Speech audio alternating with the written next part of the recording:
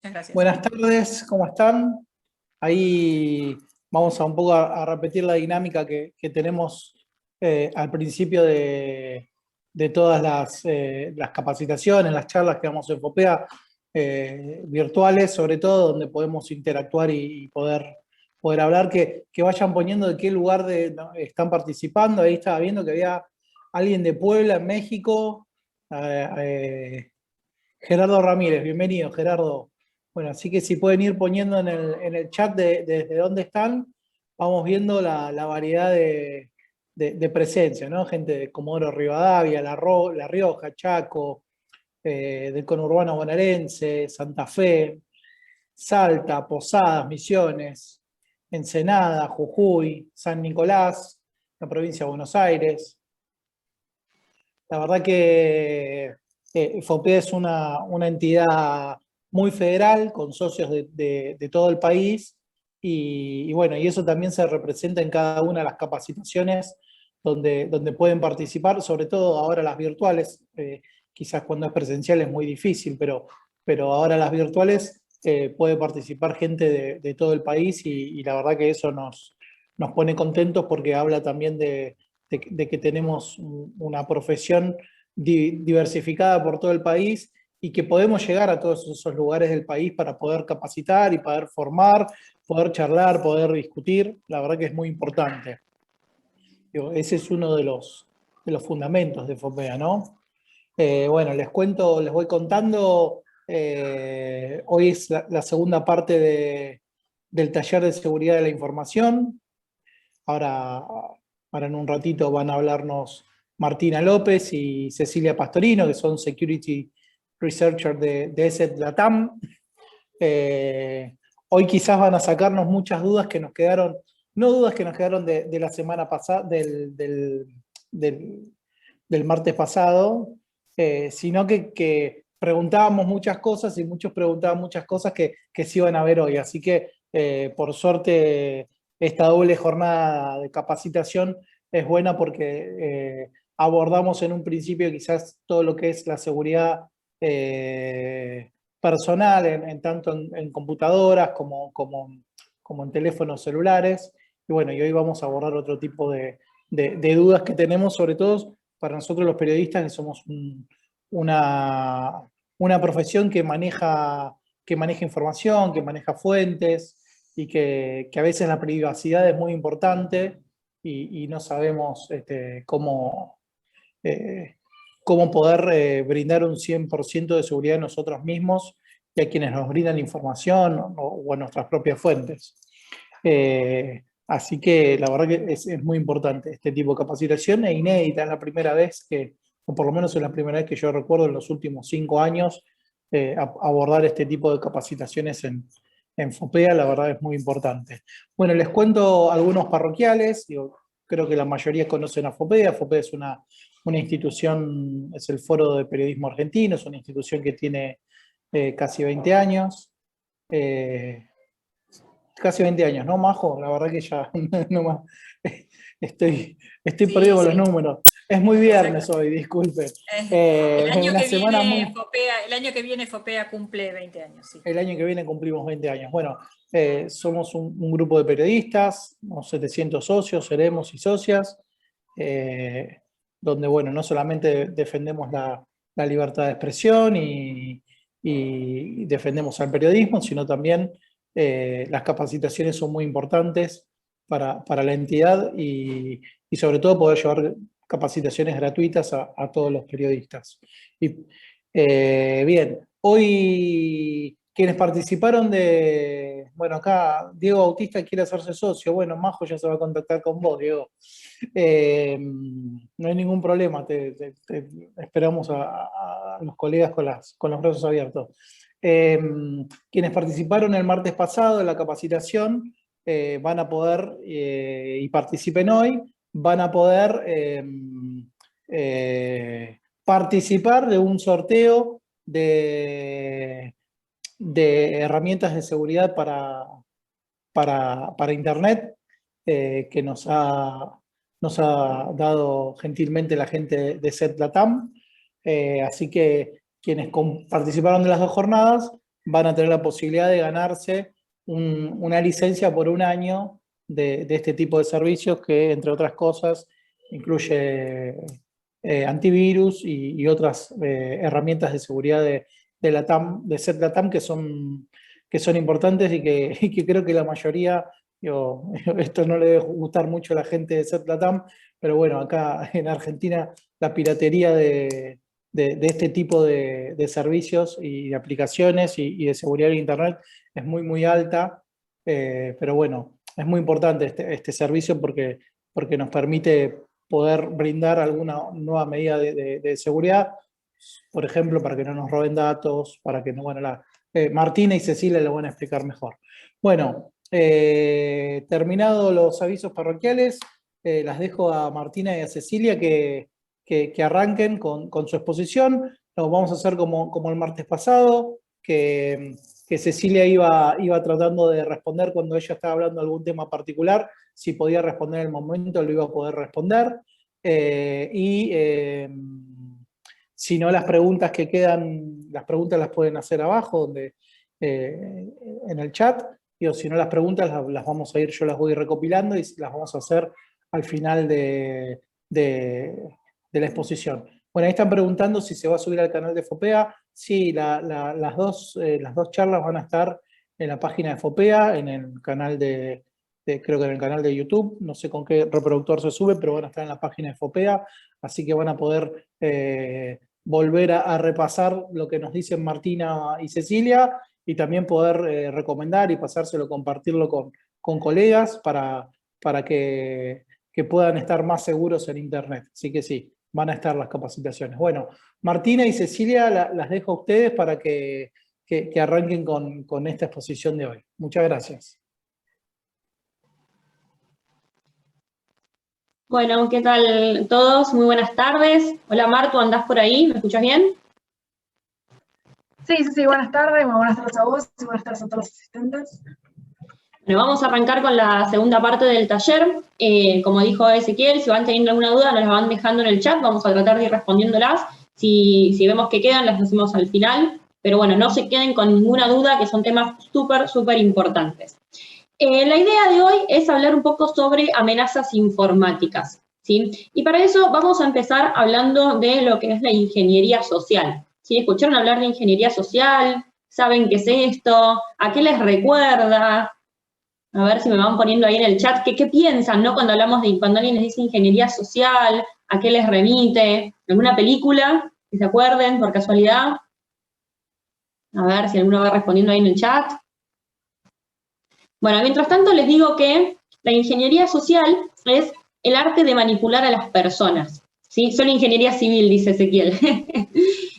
A la Matrix, un poco, puede ser. Hay otra peli que es muy referente de lo que es el arte de la manipulación y el arte del engaño. ¿Sí? Un buen ingeniero social lo que hace es mover hilos para tratar de que otra persona haga lo que él quiere o lo que ella quiere, y de alguna manera que esa persona lo haga creyendo que está haciendo las cosas bien y no que está siendo víctima de una manipulación o de un engaño. ¿Sí? La película a la que me estoy refiriendo es Nueve Reinas. No sé si ustedes vieron la película Nueve Reinas, pero es por defecto una película que se basa en el engaño, en la manipulación, ¿sí? Y para eso utilizan emociones, ¿sí? Hacerle creer, por ejemplo, a una viejita que su nieto o su sobrino necesita ayuda, ¿sí? O hacerle creer a un mozo que pagó de más, ¿sí? Entonces, la ingeniería social se basa en eso, en manipular emociones. Y es algo que existe desde hace muchísimo tiempo, no es algo que haya surgido con la tecnología, pero la verdad que la tecnología la potencia un montón, ¿sí? Porque, bueno, el ingeniero social ya no hace falta que esté ahí exponiéndose, sino que puede utilizar medios digitales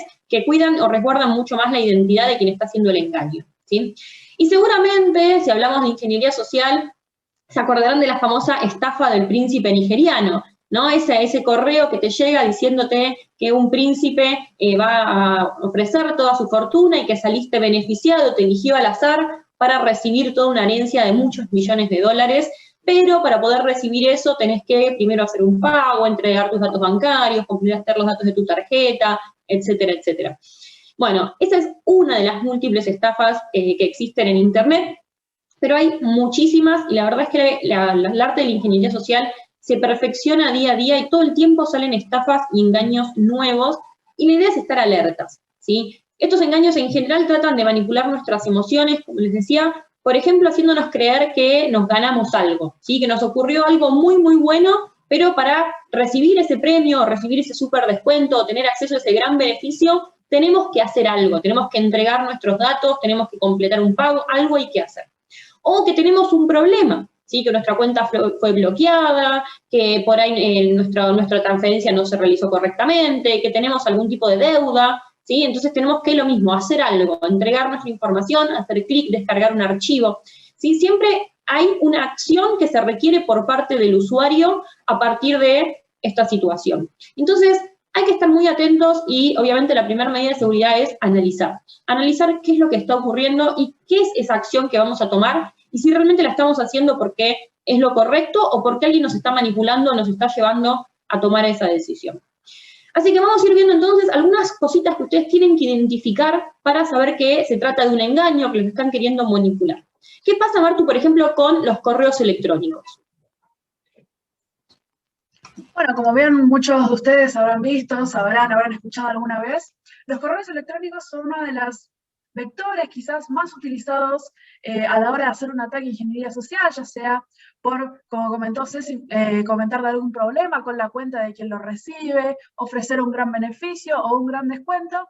Y estos se pueden visualizar, podemos entender que se trata de un engaño simplemente con analizar. La primera barrera ante un ataque de ingeniería social es el análisis, analizar fríamente, identificar cuándo es que recurren nuestras emociones, cuándo puede ser algo real, si la comunicación viene del medio correcto, como puede ser, por ejemplo, quizás un banco no informará por medio de un WhatsApp o un SMS de algún tipo de problema bancario, con lo cual es muy importante tener en cuenta pequeños tips, pequeñas recomendaciones a la hora de discernir un engaño o no, que no nos pueden tomar más de 5 minutos quizás, pero pueden hacer la diferencia entre que nos roben datos, tener algún problema de índole bancario, al caer en este tipo de engaños. Por ejemplo, en la imagen podemos ver un correo electrónico, nuevamente de un ataque de ingeniería social, fingiendo ser en este caso el sitio de compras online en Mercado Libre, en donde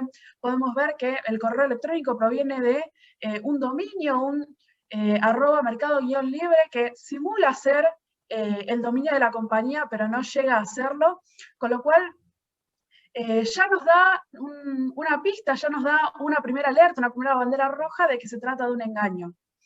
Luego podemos ver algún saludo genérico, en vez de dirigirse a nosotros con nuestro nombre y apellido, o usuario que poseamos de este servicio, o cualquier tipo de identificador propio nuestro, se nos saluda o se abre el mail de una manera genérica, estimado cliente, estimado, o los saludo sin ningún tipo de identificador que el mail sea realmente para nosotros.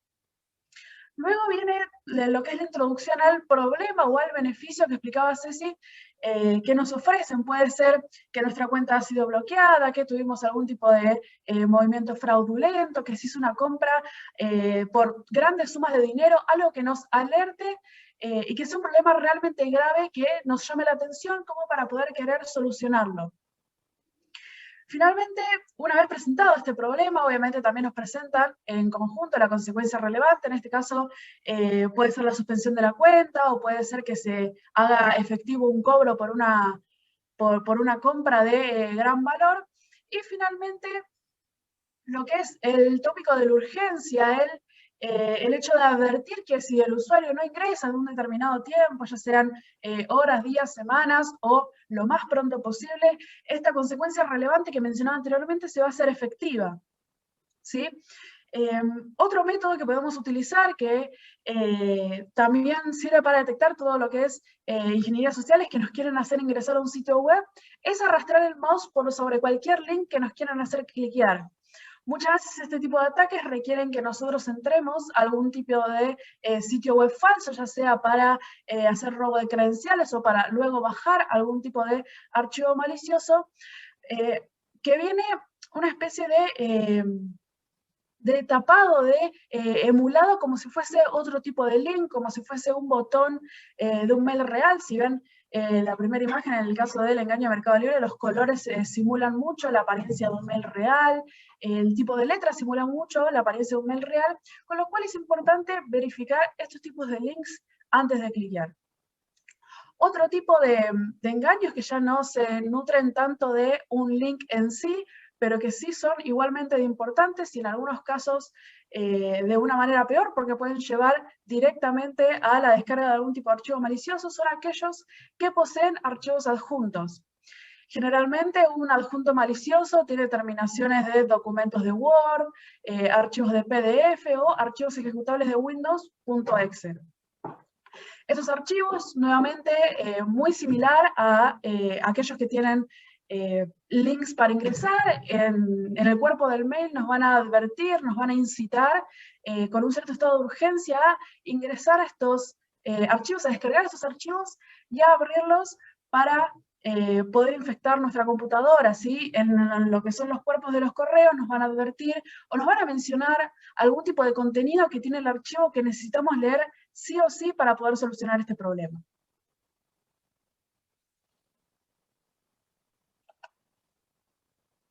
En este otro caso, tenemos quizás una categoría de correos electrónicos de phishing que ya no son tan evidentes, ¿sí? En los anteriores ejemplos pudimos ver que la dirección de correo de quien remite esta comunicación no es real y es fácil de ver quizás que no es real por un guión, una falta de ortografía, un cambio de letra por un número, pero hay casos en donde esto ya no es así, en donde el correo electrónico proviene de una cuenta real, pero se trata de un ataque de phishing. A este método que utilizan los atacantes para enviar estas comunicaciones se le denomina spoofing de remitente. ¿Qué es el spoofing de remitente? Bueno, gracias a un tipo de vacío, digamos, algún tipo de agujero en ciertos protocolos para envíos de correos electrónicos, los atacantes pueden, sin haberse autenticado, es decir, sin iniciar sesión en la cuenta desde donde se remite el correo, enviar un correo electrónico a nombre de una cuenta totalmente real. En el caso de la presentación podemos ver un correo electrónico que proviene de una cuenta real de Facebook. Ese es el dominio de Facebook totalmente real y es una cuenta que existe, con lo cual nos puede llevar a confiar quizás un poco más en este engaño, pero la realidad es que este correo no proviene de ningún tipo de comunicación de Facebook, sino que se trata de otro método de ataque de ingeniería social.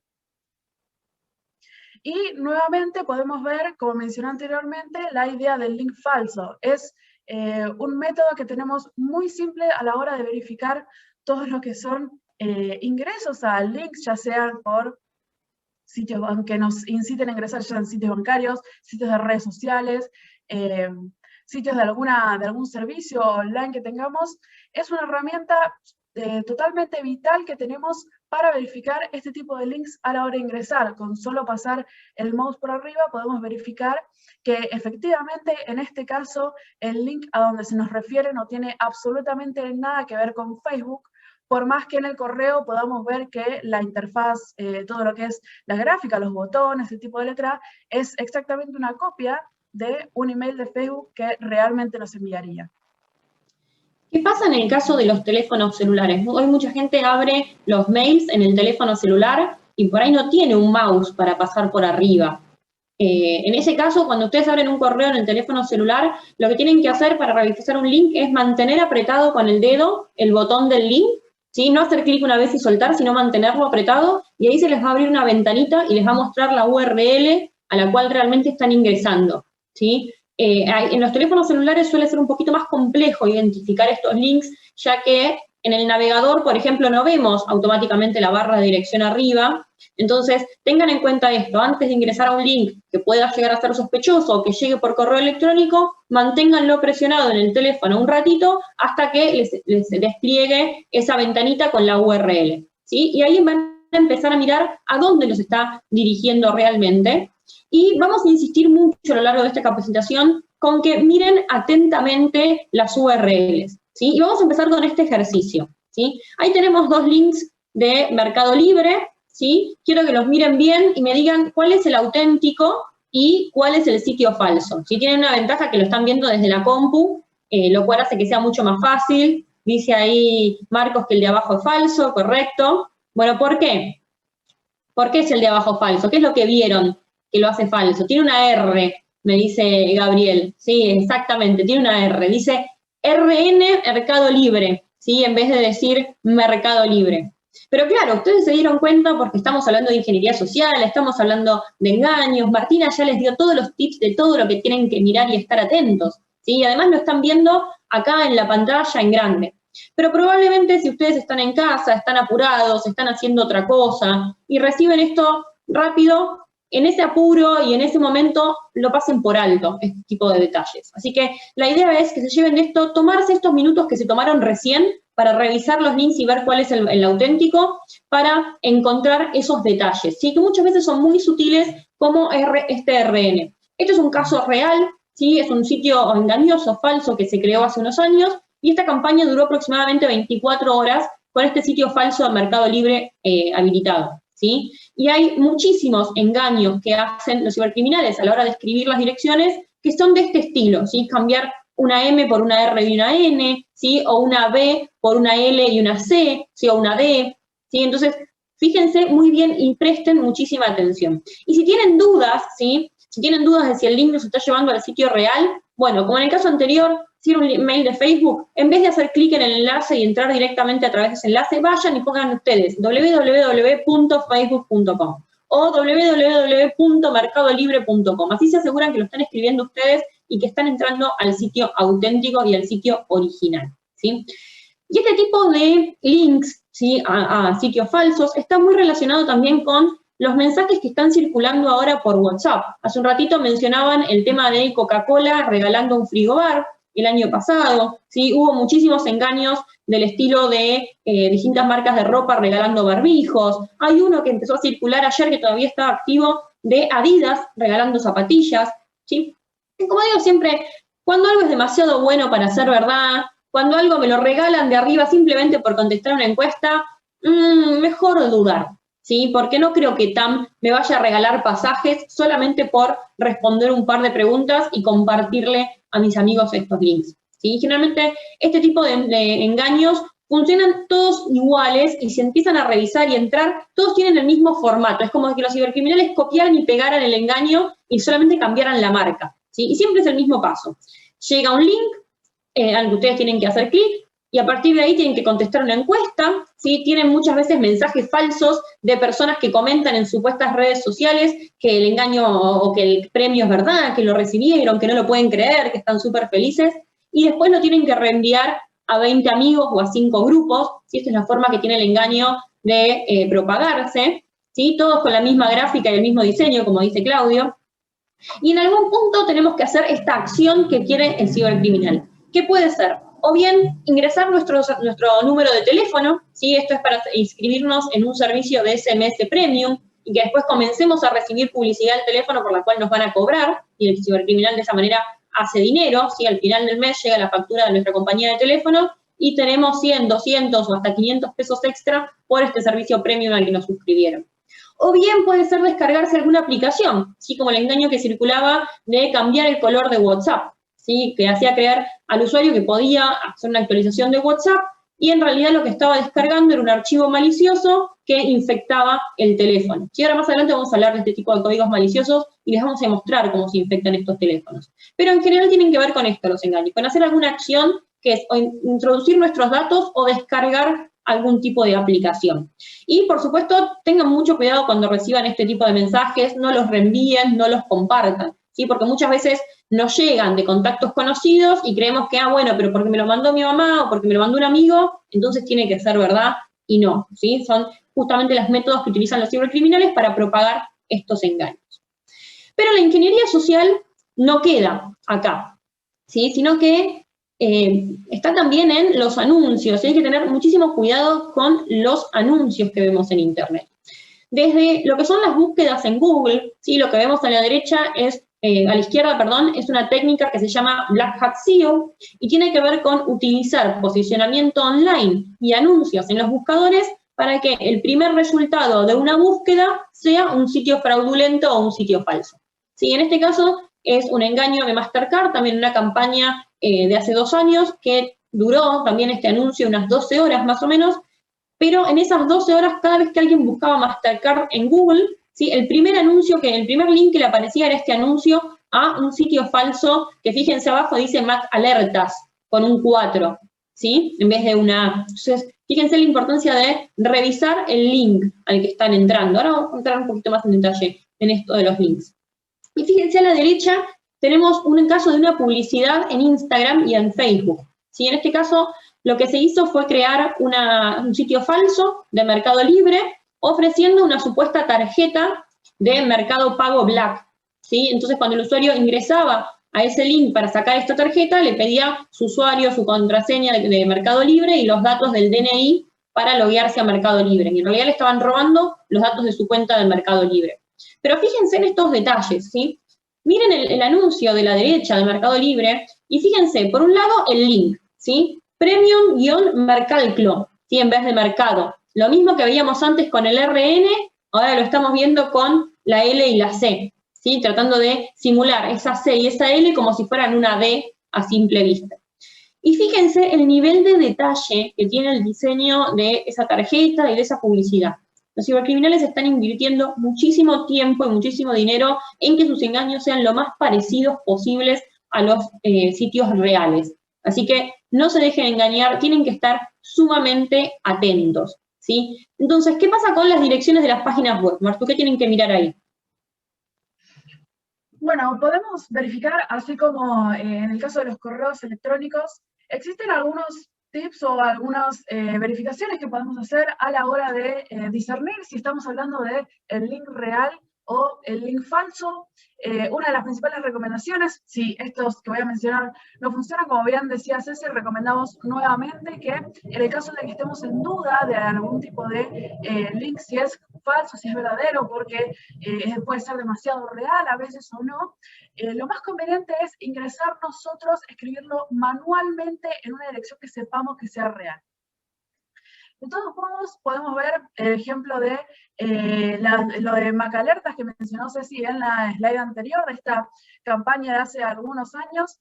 Si bien podemos ver que ya uno de los tips, una de las recomendaciones quizás para aquellos que ya tienen algunos años en Internet, a la hora de verificar algunos engaños, ya hace unos 5 o 6 años aproximadamente, una de las recomendaciones que se daban era mirar el tema del candado, ¿sí? Si el sitio nos alertaba que no es seguro, si se usaba lo que es el protocolo HTTP, que eso hace que hoy en día navegadores como Google, Firefox nos adviertan de que el sitio no es seguro. Ya hoy en día podemos ver ataques, podemos ver links falsas páginas hechas para robar información, que sí cuentan con los certificados de seguridad todo al día, todo en regla, para que sus sitios se muestren ya como seguros, con lo cual ya ese tip quizás no nos sirve tanto para identificar una página real. Lo que sí nos puede servir, en consonancia con lo que vimos anteriormente, es chequear por la escritura siempre del dominio principal. Esto es, antes de cualquier guión, verificar que el dominio sea el que nosotros tenemos guardado, el que figura como principal en una búsqueda de Google, sacando los anuncios, obviando las campañas que mostró Ceci anteriormente. Podemos ver en la imagen que en vez de tener el nombre de Mastercard o el nombre Master o el nombre ya completo de la página, vemos una versión abreviada como MC Alertas, ya no Master Consultas o Mac Alertas, como debería ser, y ya vemos números intercambiados por letras o algún tipo de carácter especial, puede ser una ñ o algún carácter de otro idioma que tenga algún tipo de diéresis, guión o acento, que reemplace algún tipo de carácter real que debamos tener en un sitio web. Con lo cual, si bien esto lleva 5 minutos y es otra técnica que es muy sencilla, que no les va a tomar mucho tiempo, es sumamente vital a la hora de verificar la veracidad, digamos, de estos sitios. Y ahora sí, pasamos ya puntualmente cómo leemos una dirección web, cómo se lee, porque muchas veces nos puede pasar que no es tan sencillo como identificar un 4 en vez de una A, o una RN en vez de una M, los links se pueden llegar a volver un poco más complejos y puede ser quizás un poco más confuso cómo leer el dominio real, cómo leer un subdominio de una página. ¿Cómo vemos todo esto? Bueno, en la parte de arriba podemos ver todas direcciones reales, todas direcciones que se corresponden con las páginas que representan. En primer lugar, para identificar lo que es el dominio o la página raíz de un sitio web, debemos buscar de derecha a izquierda el último .com que encontremos antes del inicio, o sea, antes del HTTP o HTTPS. Vamos a buscar el último .com y lo que tengamos desde ese punto del .com de derecha a izquierda va a ser el dominio principal de la página.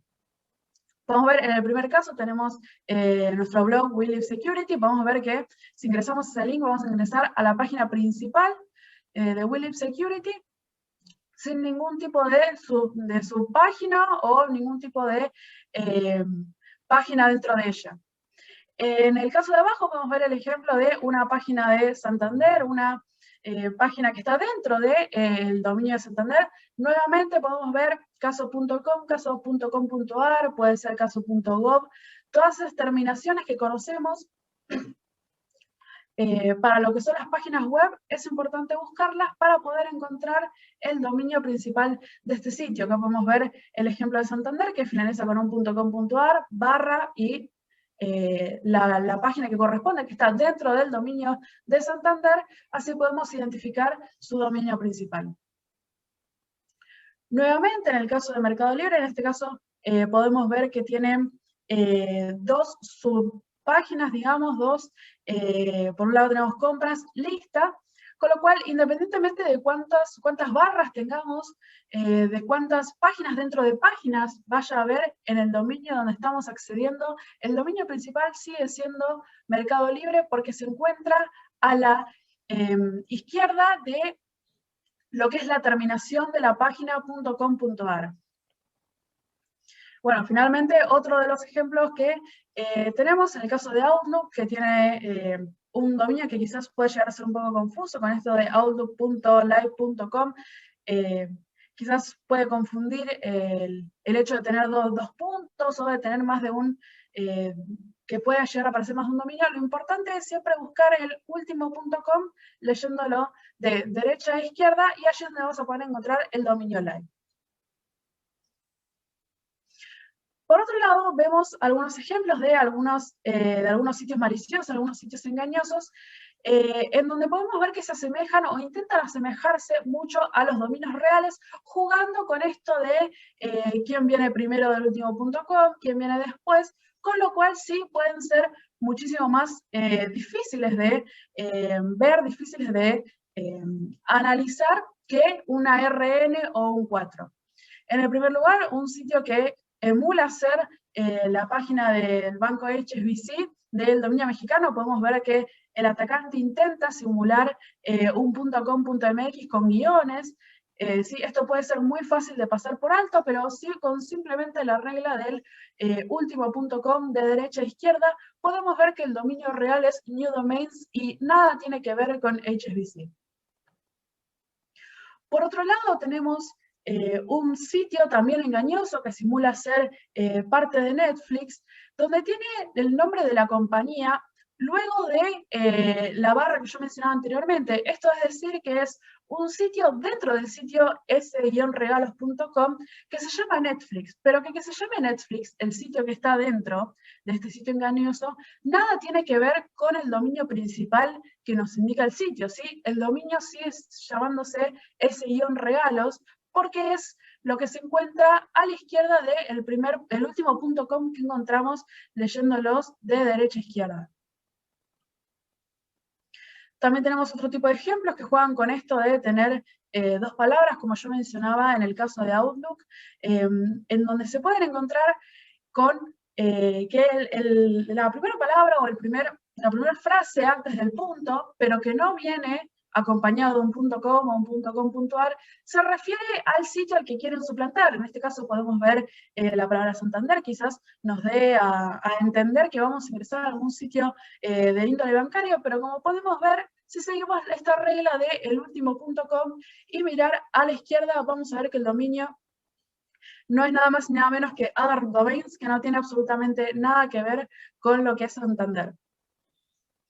Y finalmente, otra de las terminaciones que quizás ya no es tan conocida, en donde quizás ya no es lo mismo que un .com.ar, un .com, tenemos los dominios .top, que son muy utilizados a la hora de realizar este tipo de engaños, en donde nuevamente tenemos no solo una terminación extraña, esto .top, que ya nos llama la atención, una subpágina, digamos una página dentro de visahome.fake-urls, que se llama socios Visa, ya también nos llama la atención porque están intentando engañarnos con que esto pertenece a algún tipo de entidad de tarjetas, pero podemos ver nuevamente que si miramos al último punto, ya no tanto al .com, sino al último punto de derecha a izquierda, luego de todas las subpáginas, esto es luego de todas las barras, podemos encontrar que el dominio real es fake URLs y no nada que ver con Visa.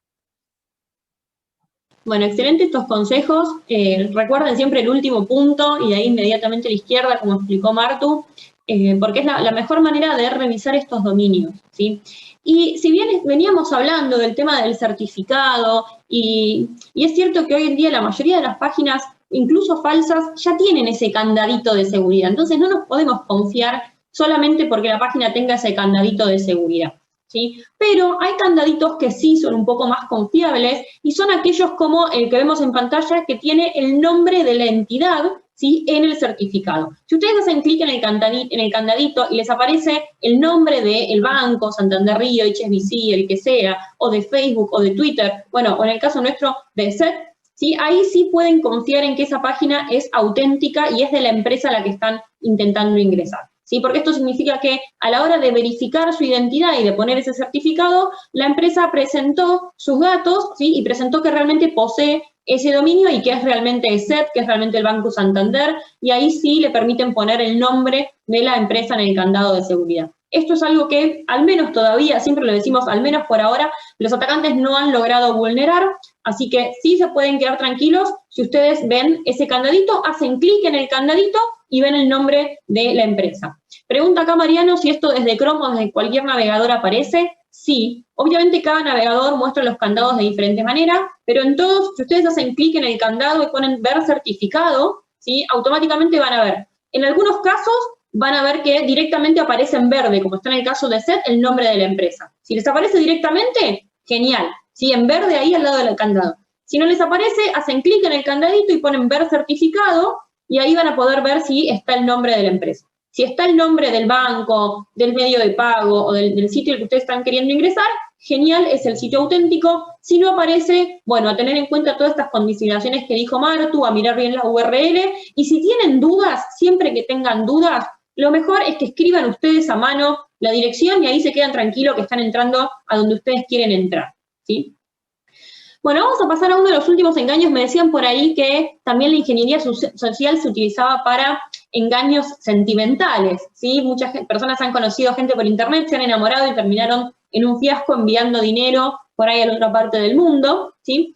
Pero también hay otras que se han llevado algunos sustos, como este caso de engaño que vemos en pantalla, ¿sí? Este es un mail que empezó a circular hace 2 años, pero que todavía sigue presente y cada tanto esta campaña vuelve.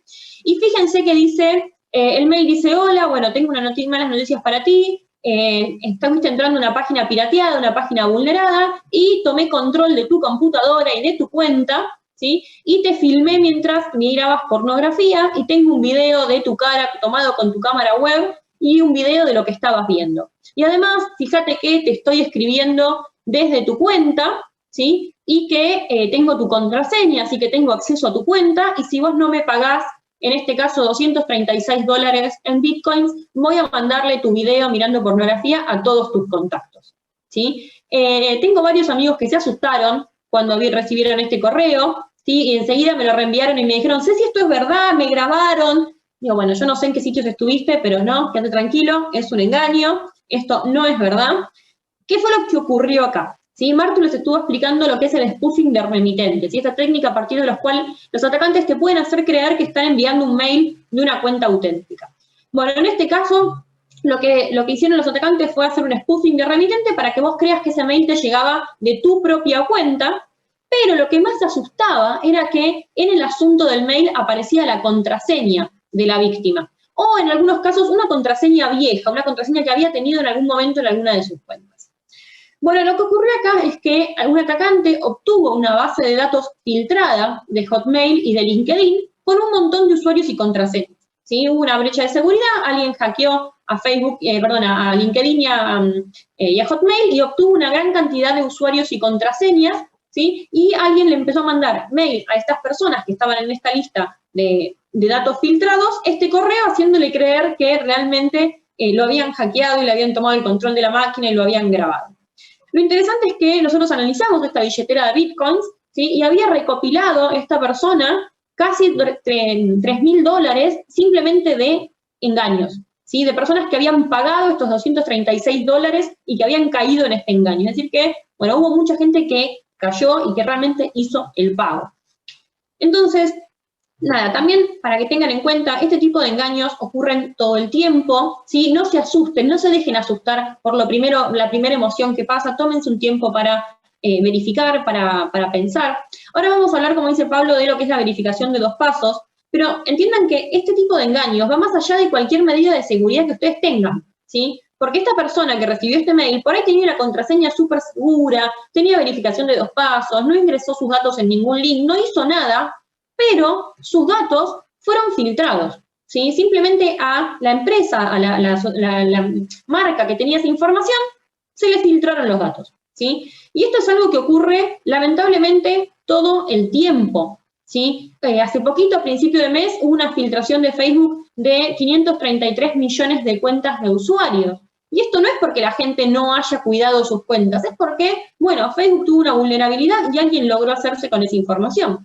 Y le pasa a todas las empresas, le pasó a Microsoft, le pasó a Twitter, le pasó a bancos, les pasó a hoteles, cadenas hoteleras como Marriott. Bueno, hay un montón de empresas a las cuales nos pasó y que, bueno, lamentablemente nuestros datos quedaron ahí, públicos en Internet, y alguien tuvo acceso al usuario, a la contraseña, al mail, a todos los datos que estaban asociados a esa cuenta. ¿Qué pueden hacer ustedes? Bueno, en principio, ser conscientes que esto puede pasar, ¿sí? Que por más que tengamos todos los cuidados habidos y por haber, a la empresa a la cual le estamos brindando nuestra información se le pueden filtrar los datos. Por eso es sumamente importante, como hablábamos el martes, estar atentos y leer las políticas de privacidad, ¿sí? Y ver cómo trata esa empresa nuestros datos. Pero más allá de todo esto, ser conscientes, saber si nuestros datos están o no en alguna filtración de datos. Y para eso, ¿qué herramienta tenemos, Bartu? Bueno, podemos ver en pantalla un sitio muy conocido para lo que es la verificación de si nuestros datos, si nuestros emails, si nuestras contraseñas están dentro de algún tipo de bases de datos conocidas, publicadas, de algún ataque del que se haya tenido conciencia de los que se hayan recopilado los dueños de este sitio, en donde podemos ingresar ya sea nuestro correo electrónico o, como bien mencionaba, la contraseña de manera desasociada a cualquier tipo de cuenta, y nos va a mencionar si fuimos parte o si estamos involucrados o si aparecemos en algún tipo de estas bases de datos, ya sea por nombres de aplicación, nombres de servicio. También se adjunta aproximadamente el año en donde se difundió y más o menos la razón por la cual este tipo de fuga se produjo. Pero como bien mencionó Ceci, lo más importante, más allá de si podemos verificar, si verificamos o no, es importante saber que estos tipos de ataques suceden y suceden frecuentemente. Con lo cual, el hecho de que no aparezcamos en este sitio, el hecho de que si nosotros ingresamos nuestro correo electrónico y en este sitio o bien aparezcan algunos o bien no aparezca ninguno, no significa que no hayamos sido víctima o hayamos sido víctima de pocos ataques de filtración de datos. Hay que tener en cuenta que esto es una recopilación, que si bien es una recopilación muy robusta, tiene un historial larguísimo y una cantidad de información enorme de este tipo de ataques, esto se produce día a día con una frecuencia bastante alta, con lo cual hay que tener en cuenta que este tipo de cosas pueden suceder. Pero sí es un recurso, Java Known, muy útil y muy importante, se sigue actualizando día a día para poder tener conciencia de si al menos en algún ataque conocido fuimos víctimas o no. Sí, por supuesto, actuar en consecuencia, ¿no? Si ustedes ven que fueron sus datos filtrados, bueno, cambiar esa contraseña, ¿sí? Ser conscientes que por ahí su correo electrónico se filtró, entonces van a recibir probablemente este tipo de engaños como vimos antes, o más spam, ¿sí? O que simplemente sus datos son públicos y que no sean usados para engañarlos, y que esos datos no sean usados en su contra. Tenemos también este otro sitio donde pueden verificar dentro de la última filtración de Facebook, esta filtración que ocurrió a principios de abril, donde se filtraron más de 500 millones de cuentas de usuarios. Bueno, en este sitio que es leaks.titan.com/fb, ustedes pueden poner su mail o su Facebook ID o su número de teléfono y verificar si fue filtrado, ¿sí? Yo puse uno cualquiera ahí simplemente para probar, y fíjense que es uno de los que sí está en la filtración y les dice qué datos se filtraron de ese número de teléfono. Entonces, nada, simplemente para que lo tengan en cuenta y para que sepan que, bueno, su dato pudo haber sido filtrado. Y otra herramienta que también es muy útil y que pueden utilizar es esta que se llama Hack Notice, ¿sí? Esta herramienta para mí es muy útil porque es preventiva, es decir, ustedes pueden cargar acá sus cuentas, cuál es su ID de PayPal, de Facebook, de Instagram, de Gmail, del banco, de lo que quieran, y si en algún momento ese dato aparece en alguna de las filtraciones publicadas, bueno, les va a mandar un mail, les va a mandar una notificación y les va a decir, este dato se filtró, ¿sí? Entonces, nada, son herramientas que por ahí nos sirven para estar alertas y saber que nuestra información pudo haber sido filtrada. Lamentablemente, como les decía recién, más que cambiar nuestra contraseña, no hay mucho más que podamos hacer, pero sí estar alertas para que no nos engañen, como fue el caso que vimos hace un ratito. Y lamentablemente saber que esto pasa, que cuando ponemos nuestros datos en Internet, lamentablemente no estamos exentos a sufrir ningún tipo de vulneración de nuestros datos, y puede pasar, ¿sí? Así que simplemente hacerlo con responsabilidad y estar alertas. Bueno, algunas medidas que ustedes sí pueden tomar para prevenir que les usen su información o que les accedan a su cuenta. Y la primera es el uso de contraseñas, ¿sí? Si bien hoy en día está bastante obsoleto el tema de las contraseñas, y yo creo que en los próximos años probablemente se dejen de utilizar bastante, todavía se siguen usando, siguen siendo la primera medida y barrera de seguridad que tenemos, y siguen siendo la llave a nuestros datos, con lo cual, por supuesto, que sean difíciles de adivinar, lo más complejas posibles, y tratemos de no compartirlas ni repetirlas entre distintos servicios, porque si no ya vemos que si yo tengo la misma contraseña en Facebook, en Hotmail, en Gmail y en Twitter, si me filtran los datos de Facebook, automáticamente se filtró mi contraseña en todo el resto de los servicios y no está bueno. Pero acá tenemos algunos problemas, ¿no? Y el primero tiene que ver con cuando decimos contraseñas fuertes. Bueno, ¿cómo hacemos para tener una contraseña fuerte? ¿Qué es una contraseña fuerte? Bueno, es una contraseña que por lo menos tenga más de 15 caracteres, letras, números, símbolos. Y uno dice, ¿y cómo me acuerdo eso? Después es un lío. ¿Y dónde termina la contraseña? Pegada en un cartelito enfrente de la computadora, que es lo mismo que dejar la llave de casa colgada en la manija de la puerta, ¿sí? Así que no tiene ningún sentido. Sí, una opción es, como dice Mariano, usar la que te genera la compu. Bueno, para eso te va a servir otra herramienta que ahora Martu te va a contar. Pero, ¿qué pasa si yo me quiero acordar la contraseña? Bueno, vamos a ver una técnica que a mí me resulta sumamente útil para el tema de las contraseñas y que tiene que ver justamente con este personaje que estamos viendo en pantalla. Piensen, por ejemplo, una contraseña. A mí me gusta mucho Rocky, así que vamos a empezar por Rocky, justamente. Pero por ahí el personaje es muy fuerte, pero la contraseña no. Así que vamos a mejorarla un poquito y le vamos a agregar números y símbolos, ¿sí? Para hacer mayor variedad de caracteres. Todavía seguimos teniendo un problema, que es que la contraseña es muy corta. Necesitamos por lo menos más caracteres. Así que vamos a agregarle el apellido. Vamos a poner Rocky Balboa, ¿sí? Escritos con números y símbolos. Ustedes pueden hacer el cambio que quieran, ¿sí? La A por un 4, por una arroba, por un símbolo numérico, por un más, por un punto, cambiar las A por un 1, no sé, el cambio que ustedes quieran, siempre y cuando se acuerden su regla memotécnica. Y una vez que tengan sus reglas memotécnicas, pueden pensar incluso en frases completas que nunca se van a olvidar, o letras de canciones, o lo que a ustedes se les ocurra para poder acordarse, ¿sí? Y no hace falta que tengan 50.000 contraseñas. Generalmente pueden tener una o dos contraseñas para los servicios más importantes, donde ustedes tengan información confidencial, información que realmente es valiosa, como su cuenta de correo, sus redes sociales, y aquellas que realmente quieren proteger. Y después tener contraseñas un poco más sencillas para esos servicios donde me registro una sola vez y por ahí no tengo tantos datos, ¿sí? O por ahí no son servicios que vaya a usar asiduamente y esté poniendo ahí mis datos confidenciales, bueno, pueden tener otras contraseñas más sencillas y sí cambiarlas cada tanto. Y seguimos con este problema de qué pasa si tengo un montón de contraseñas, qué pasa si hago, como dice Mariano, que uso la que me genera la compu y no me las puedo acordar. ¿Qué uso entonces, Martu? Una herramienta que tenemos para este problema, como bien mencionaba Ceci, es lo que se llaman gestores de contraseñas. Si bien nosotros podemos decirles que generen una contraseña compleja, con frases, con símbolos, todos sabemos que las mentes humanas tienen un límite, que todos queremos proteger lo que más podamos, pero corremos el riesgo de olvidarnos. Y para evitar estos errores, estas fallas de dejarlo en una nota, quizás escrito al lado de la compu, en un bloc de notas en nuestro escritorio, existen las soluciones y las herramientas llamadas gestores de contraseñas. En estos gestores podemos guardar lo que son nuestras contraseñas con un nombre de usuario asociados y a la página web o algún tipo de link que querramos ingresar como para acordarnos de que esa contraseña y ese nombre de usuario se refiere a lo que es ese sitio. En la pantalla podemos ver por el lado KeePass, que es un gestor de contraseñas totalmente gratuito para las computadoras.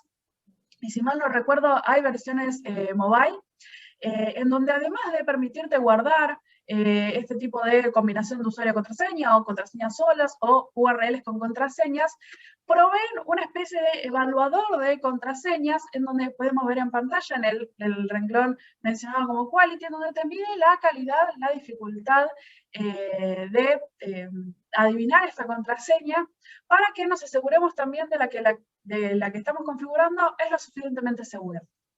Por otro lado, algo que mencionaban en el chat hace algunos minutos, tiene que ver con guardar las contraseñas en estas sugerencias que nos hace el navegador. Muchas veces a la hora de ingresar nuestra contraseña en algún tipo de navegador, sea Google, Firefox, Opera, el navegador que utilicemos, nos sugiere si queremos realmente guardar o no la contraseña.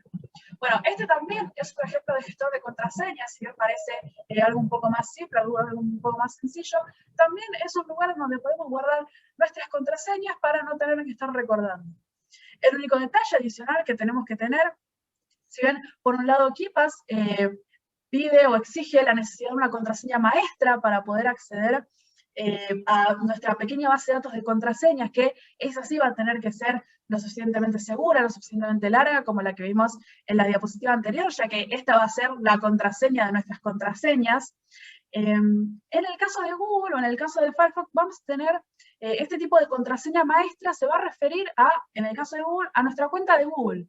La contraseña de nuestra cuenta de Google va a ser nuestra contraseña maestra para proteger a todos nuestros accesos. Con lo cual, si bien el caso del gestor de contraseñas integrado con Google ofrece un cierto tipo de comodidad, porque no tenemos que bajarnos otro programa, porque ya tenemos nuestra cuenta de Google en el celu y en la compu, y eso para muchos es totalmente cómodo, tenemos que asegurarnos de que nuestra contraseña maestra esté en nuestra cuenta de Google. Y asimismo, como bien mencionaban anteriormente, no dejarla abierta, no tenerla abierta en cualquier tipo de computadora o en cualquier dispositivo que nos loguemos. Con lo cual, si bien se requieren algunos pasos extra para poder utilizar con seguridad el integrado con Google, también es una solución en la que totalmente podemos confiar siempre y cuando tomemos estos recaudos para poder guardar este tipo de contraseñas. Martu, preguntan ahí en el chat, pregunta Oscar si tiene buen resguardo estos gestores y pregunta Eliana si es seguro tener las contraseñas guardadas en el iPad. Bueno, todos estos gestores cuentan con una especie de archivo, una especie de generación de pequeña base de datos para poder resguardar nuestras contraseñas. Tienen que ver con lo que hablamos en la clase anterior, con temas de cifrado, cómo se guardan. Esos archivos no se guardan en texto plano, esos archivos se guardan en cifrados complejos, que muchas veces los tienen dicho explícitamente en todo lo que es términos y condiciones. También, como pueden ver, todo tiene que ver con todo, ningún tema está colgado en una nube. Podemos relacionar muchos de los temas que vimos en la edición anterior, donde podemos ver que estas contraseñas no se guardan ni en un Word, ni en un bloc de notas, se guardan como elementos cifrados dentro de nuestras computadoras o dentro de nuestros celulares. Con lo cual sí tienen buenos respaldos siempre y cuando estemos hablando de aquellos gestores con buena reputación en el mercado y con experiencias anteriores de usuarios. En cuanto a la pregunta Eso, el iPad. Sí, en cuanto a la pregunta de Eliana de si es seguro tener guardadas las contraseñas en el iPad, mi respuesta es depende. Depende de dónde las estés guardando. Es tan seguro tenerlas en el iPad en un bloc de notas como en la computadora en un bloc de notas, como escrito a mano en un post-it pegado en la computadora. Siempre y cuando nos aseguremos de que estén en un medio cifrado bajo alguna contraseña maestra, como puede ser el gestor de contraseñas de Google o un gestor de contraseñas que nos bajemos, van a estar seguras. Pero en el caso contrario de que cualquier tipo de atacante pueda accederlas en texto plano sin ningún tipo de contraseña maestra, ya no es recomendable y ya tenemos que empezar a buscar otras alternativas. Buenísimo, sí, en el sector de contraseñas poniendo la huella digital es justamente el ejemplo que dice Martu, donde, bueno, ahí tu huella digital sería como la contraseña maestra y están en este sector cifrado. Bueno, otra herramienta con la que podemos contar, que también la mencionaban anteriormente en el chat, es la autenticación de los pasos, ¿sí? Esta es, como bien dijo Ceci, ya el tema de las contraseñas está un poco deprecado ya. Muchos de nosotros y muchos fabricantes ya conocemos la necesidad de reforzar las contraseñas. Ya una contraseña de alfanumérica ya no es suficiente, porque muchas veces los atacantes se hacen con las contraseñas, ya sea porque el usuario cometió un error a la hora de construir una contraseña segura, o mismo porque hubo una falla totalmente técnica y puede llegar a ser totalmente complejas, de la cual ningún tipo de corporación, ningún tipo de sistema se puede salvar de este tipo de fugas de información que hablamos anteriormente. Entonces, una de las herramientas más potentes, más fuertes que tenemos para proteger, además de nuestras contraseñas alfanuméricas, son las llamadas autenticaciones de 2 pasos. Muchos seguros ya habrán escuchado hablar de estas. Se trata de algún tipo de mensaje que recibimos, algún tipo de correo electrónico que recibimos. Puede ser con la huella dactilar o, como dicen en el chat, una detección de iris, en donde mediante otro mecanismo que es totalmente distinto a la contraseña, tiene que ser un extra, digamos, un plus, se aseguran de que realmente seamos nosotros los que queremos ingresar, ya sea porque a la hora de registrarnos dimos un correo electrónico como adicional para que nos envíen algún tipo de código, o dimos nuestro celular para exactamente ese motivo, o registramos una huella o algún tipo de identificación ya más biológica de nuestra identidad, para que quienes están recibiendo nuestro logueo, donde estamos ingresando, se aseguran realmente que somos nosotros quienes ingresamos y no un atacante que se hizo con nuestra contraseña por las fugas de información mencionadas o porque nuestra contraseña no era lo suficientemente fuerte.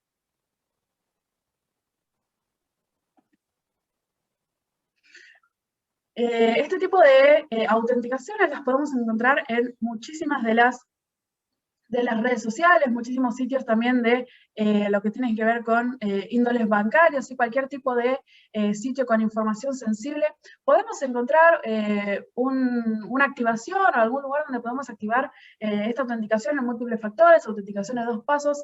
Generalmente suelen tener nombres similares bajo la opción de seguridad, en la cual vamos a poder activar, como bien mencionaba, este tipo de autenticación. En el caso de WhatsApp, como vemos en un video a la derecha, nos solicitan para activar esta verificación algún tipo de PIN, algún tipo de contraseña numérica, cortita, pero que sí nos va a ayudar a verificar a la hora de que querramos iniciar sesión en nuestra cuenta de WhatsApp en otro dispositivo que WhatsApp no reconozca como el dispositivo donde tenemos iniciar sesión. Además nos solicitan generalmente, a la hora de crear otro PIN, nos solicitan un correo electrónico para verificar en el caso de que nos hayamos olvidado del PIN, para verificar y poder enviarnos un correo y constatar nuestra identidad con esta cuenta, ¿sí? Como mencionaba anteriormente, generalmente se encuentran bajo las configuraciones de seguridad, seguridad de privacidad, privacidad de las cuentas o métodos de inicio de sesión. Podemos encontrar autenticación en 2 pasos, autenticación en múltiples pasos, y allí es donde podemos configurar y poder activar esta configuración que tan necesaria es, sobre todo en el caso de redes sociales o, como bien decía, algún tipo de sitio donde manejamos información sensible, ya sea para nuestras finanzas personales o algún tipo de información que estén manejando, ya sea correos electrónicos o lugares donde ustedes tengan algún tipo de comunicación sensible. Finalmente, otra de las herramientas que nos ofrecen muchos sitios de comunicación, ya sean redes sociales o, por ejemplo, las cuentas de Google, son las alertas de seguridad. En ellas nos notifican que alguien accedió a nuestro dispositivo, en el caso de que no identifiquen a nuestro dispositivo como propio, es decir, identifican un dispositivo externo, un dispositivo nuevo que accedió, que ingresó la contraseña correctamente, quizás se identificó con el doble factor de autenticación, pero nos notifican de este ingreso, de este nuevo inicio de sesión, para que nosotros, como usuarios primarios del teléfono, si estamos registrados en un dispositivo que Google, Instagram, WhatsApp reconoce como el nuestro, nos avisan de todos modos que hubo un nuevo inicio de sesión en otro lugar. Esto también lo podemos ver, a veces figura como una notificación, y en el caso de querer ver el historial de estas viejas alertas de seguridad, podremos encontrar en los menús de configuración de seguridad, configuración de privacidad, en donde nos figurarán, además de el tipo de dispositivo que accedió a nuestra cuenta, la fecha y la hora, y sobre todo es muy importante el lugar aproximado desde donde se accedió a nuestro dispositivo. Así podemos identificar si fuimos realmente nosotros o no, si aparece quizás en otro país, o si aparece en un horario donde no estuvimos activos con el teléfono o con la computadora, ya nos da un indicio de desconfío. Además, otro tipo de aplicaciones cuentan con un sistema integrado parecido, muy similar a lo que vimos en Have I Been Known, en el caso de Google, primariamente, en donde podemos verificar y nos son alertadas situaciones en donde nuestras contraseñas o han sido vulneradas, o nuevamente tuvimos muchos intentos de inicio de sesión. Estos también pueden ser alertas que nos informen este tipo de cuentas, este tipo de compañías, a la hora de tener algún tipo de iniciación rara, alguna contraseña que se sabe fue vulnerada, o cualquier tipo de alerta de seguridad que consideren pertinentes. Tenemos dos preguntas acá. Gustavo y Ignacio preguntan sobre, bueno, dice Gustavo que revisando la configuración de Facebook le aparece 2 ingresos de lugares en los que no estuvo. Y pregunta Ignacio qué pasa con los inicios de sesión en Instagram, qué tan reales cuando nos aparecen de distintos lugares de Argentina o el mundo. Bueno, tengan en cuenta lo siguiente. Estos inicios de sesión están basados en lo que es la dirección IP, ¿sí? Que como explicó bien Martina el martes pasado, es la dirección que nos identifica en la red. Y esta dirección está asociada a distintas regiones, pero no es necesariamente exacta, ¿sí? Muchas veces nosotros estamos en la ciudad de Buenos Aires y nos aparece que la dirección es de Santa Fe o de Córdoba, ¿sí? Hay un margen. Difícilmente ese margen sea de otro país, pero hay veces que, bueno, podemos estar usando algún sistema de alguna conexión de red en particular, o algún proxy, o alguna VPN, como vimos la semana pasada, y por ahí es más cara esta dirección IP. Con lo cual, ¿es para tomar exacto esa ubicación, esa geolocalización? No, es nivel orientativo, ¿sí?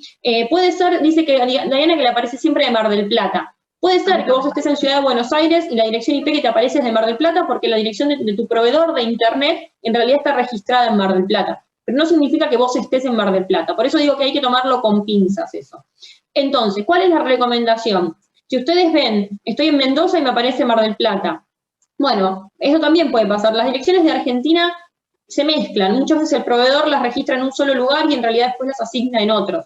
Entonces, es para tomarlo con pinzas. Ahora, si ustedes ven un inicio de sesión de un dispositivo o de un lugar que no reconocen, lo mejor que pueden hacer ante la duda es cerrar esa sesión, ¿sí? O sea, la cierran y listo, se quedan tranquilos que nadie ingresó. Si ustedes tienen configurado la autenticación de 2 pasos, como explicó Martu recién, y cierran esas sesiones, se pueden quedar tranquilos que nadie está entrando a su cuenta, y esas direcciones IP son simplemente orientativas, ¿sí? Ya si esa dirección que aparece es de Rusia, de Ucrania, bueno, ahí pueden revisar un poquito mejor, cerrar esa sesión, cambiar la contraseña por cualquier cosa, siempre poner la autenticación de 2 pasos. Pero si son de otros lugares de Argentina o de Latinoamérica, no se asusten, probablemente sea simplemente una configuración del proveedor, y solo cierren aquellas que no son ustedes, así se quedan tranquilos. Bueno, vamos a pasar al último tema de esta capacitación, nos queda más o menos media horita hasta terminar, y después dejamos un espacio para que nos hagan todas las preguntas que tengan, y esto tiene que ver con lo que son los códigos maliciosos, o mal llamado virus informáticos, ¿sí? Generalmente usamos la palabra virus para referirnos a todos estos códigos maliciosos, y en realidad el virus es un tipo nada más de código malicioso, hay un montón. Si está el virus, el gusano, el troyano, el spyware, el adware, el keylogger, backdoor, rootkit, ransomware, un montón, y cada uno tiene características diferentes. No vamos a definir cada uno de ellos porque no tiene sentido, pero sí que sepan que en general lo que buscan estos códigos maliciosos es robar información del usuario, espiar al usuario, controlar los recursos del sistema, o bien bloquear el acceso del usuario a su información. Todo esto con el objetivo de obtener dinero. Si los atacantes, en definitiva, ya sea a través de los engaños que vimos antes o a través de los códigos maliciosos, lo que buscan es hacer dinero, como hablábamos el martes pasado, vendiendo la información o los recursos robados en el mercado negro. Así que sepan que existen muchísimos códigos maliciosos y que también es algo que ocurre mucho en la región, ¿sí? Muchas veces está el mito de, no, bueno, pero me voy a infectar si estoy en Rusia, si estoy en Ucrania, ¿quién me va a venir a atacar acá en Argentina? Y la verdad es que no solamente que hay muchísimos ataques de malware acá, sino que ya tenemos versiones y variantes de malware que directamente se programan en Argentina, en Brasil, en Chile y en Latinoamérica en general, ¿sí? Así que tenemos grupos cibercriminales que hacen malware para la región, que los hemos visto y están escritos en criollo y estamos seguros que están hechos en Argentina. Así que nadie está exento de este tipo de infecciones. Así que, nada, vamos a hablar un poquito de para qué sirven o cómo se utilizan estos códigos maliciosos y cómo podrían llegar a afectar a los usuarios, ¿sí? Y el gran problema que tienen estos códigos maliciosos es que muchas veces no nos damos cuenta que estamos infectados, ¿sí? Porque, salvo algunas excepciones que ahora vamos a ver, intentan permanecer ocultos lo más tiempo posible para poder llevar adelante sus acciones maliciosas la mayor cantidad de tiempo posible. Así que, ¿cómo podemos averiguar? Pregunta Claudio, ¿cómo si tenemos uno activo? Bueno, ahora vamos a ver algunos truquitos y algunos indicios que ustedes pueden tener en cuenta. El primero y más fácil de identificar de estos códigos maliciosos, pero lamentablemente tarde, es el ransomware. ¿Escucharon hablar de ransomware? ¿Algunos se anima a decir cuál es este o les suena este que vemos en pantalla? Bueno, Mierda Martu nos cuenta qué es el ransomware. El ransomware es quizás uno de los códigos maliciosos, como bien mencionaba Ceci, más llamativos, más agresivos y más destructivos a la hora de ya tener una infección en nuestra computadora. Se trata de una especie de malware, como bien mencionaba Ceci, que solicita un rescate para recuperar nuestros archivos que nos robaron, ya sea cifrándolos, particularmente con algún método de cifrado pertinente a el tipo de amenaza en particular. Entonces, una vez cifrados nuestros archivos, nos solicitan el pago de un rescate. De ahí proviene su nombre de ransomware y malware. Es un malware que te solicita un ransom, un rescate por esos archivos cifrados con métodos de cifrados que, como bien mencionamos en la clase anterior, son exactamente los mismos que podemos utilizar nosotros para proteger nuestros archivos. En este caso quedan los archivos cifrados tal y cual nosotros los cifraríamos para que ningún tipo de entidad externa nos pueda llegar a ver. Estos atacantes lo que realizan es un cifrado de esos archivos con una clave propia, una clave que tienen ellos en su propio sitio, en su propio servidor, para poder quedar inutilizables al usuario y solo descifrables en el caso de que, supuestamente, según alegan, en este tipo de mensajes, en los mensajes de explicación de qué es lo que le pasó a nuestros archivos, siempre suelen dejar algún tipo de explicación de, bueno, explicándonos que nuestros archivos han sido cifrados con una llave particular que es propiedad de los cibercriminales, que no vamos a poseer nosotros como individuos, y alegan supuestamente que realizando un pago, casi siempre en bitcoins, la moneda digital, que como bien sabemos es muy difícil de rastrear, así es muy difícil de asociar a una persona, con lo cual es muy atractivo para los cibercriminales, y alegan que realizando este pago nos van a devolver los archivos, nos van a dar la clave de descifrado, y vamos a volver a tener nuestros archivos felices y contentos. En la imagen podemos ver el ejemplo que mencionaba Ceci, que es un ransomware que tuvo muchísima actividad hace algunos años, si mal no me equivoco, en 2017, tuvo su pico de actividad bastante destructiva, bastante alto. Se llama, o se conoció famosamente como el ransomware WannaCry. Un ransomware, como pueden ver, cifraba con una terminación similar a su nombre de WNCry, nos cifraba los archivos y nos mostraba este mensaje que pueden ver, donde también nuevamente nos explicaban que bueno, que vamos a tener que pagar para poder rescatar y que tenemos un tiempo determinado. En una primera etapa es un tiempo determinado para una cifra de pago un poco más baja, supuestamente. Pasado ese tiempo, en este caso son 2 horas casi y media, podemos ver, en donde nos alertan de que el pago va a ser aumentado, con lo cual, nuevamente aquí jugando con la idea de urgencia, la idea de que necesitamos pagar ya, porque si no, vamos a tener que pagar una suma más alta, y otro contador en donde podemos ver que en aproximadamente 6 horas y media los archivos van a ser eliminados y totalmente irrecuperables, según alegan los cibercriminales. Más allá de la definición formal de ransomware, que es un ransomware, y de cómo podemos estar alerta, estos tipos de códigos se suelen distribuir mediante engaños con archivos, como vimos anteriormente, al principio de la charla de hoy, también con cualquier tipo de software pirateado, ¿sí? Si descargamos algún tipo de archivo de dudosa procedencia, quizás de algún sitio no oficial, también puede venir con un ransomware asociado. Y uno de los aspectos más importantes en cuanto al ransomware, que es donde recae el centro de la eficacia o de cómo funcionan, digamos, provechosamente para los atacantes, es recibir el dinero. ¿Qué quiero decir con esto? Que nosotros paguemos al atacante, en este caso billetera de bitcoins, que nos ofrecen para recuperar los archivos, supuestamente no nos asegura en ningún momento ni en ningún lugar que efectivamente nos van a devolver esos archivos, ¿sí? Por todo lo que sepamos nosotros, tranquilamente, nosotros a la hora de pagar, el cibercriminal puede eliminar los archivos, puede desinstalar el ransomware y dejar los archivos cifrados. No hay ninguna garantía y de hecho no recomendamos para absolutamente nada hacer el pago a los cibercriminales, ya que muchas veces, si bien más allá de que si pueden o no recuperar nuestros archivos, esto, digamos, es entregarles lo que quieren, como mencionaba anteriormente, cualquier tipo de ataque se lucra o sigue funcionando, ya que reciben cualquier tipo de información o pago de víctimas, pagarle nuevamente a los cibercriminales, lo que realizaría es una especie de fomentación, le estamos dando lo que realmente quieren y no nos garantizan para nada que recuperemos nuestros archivos.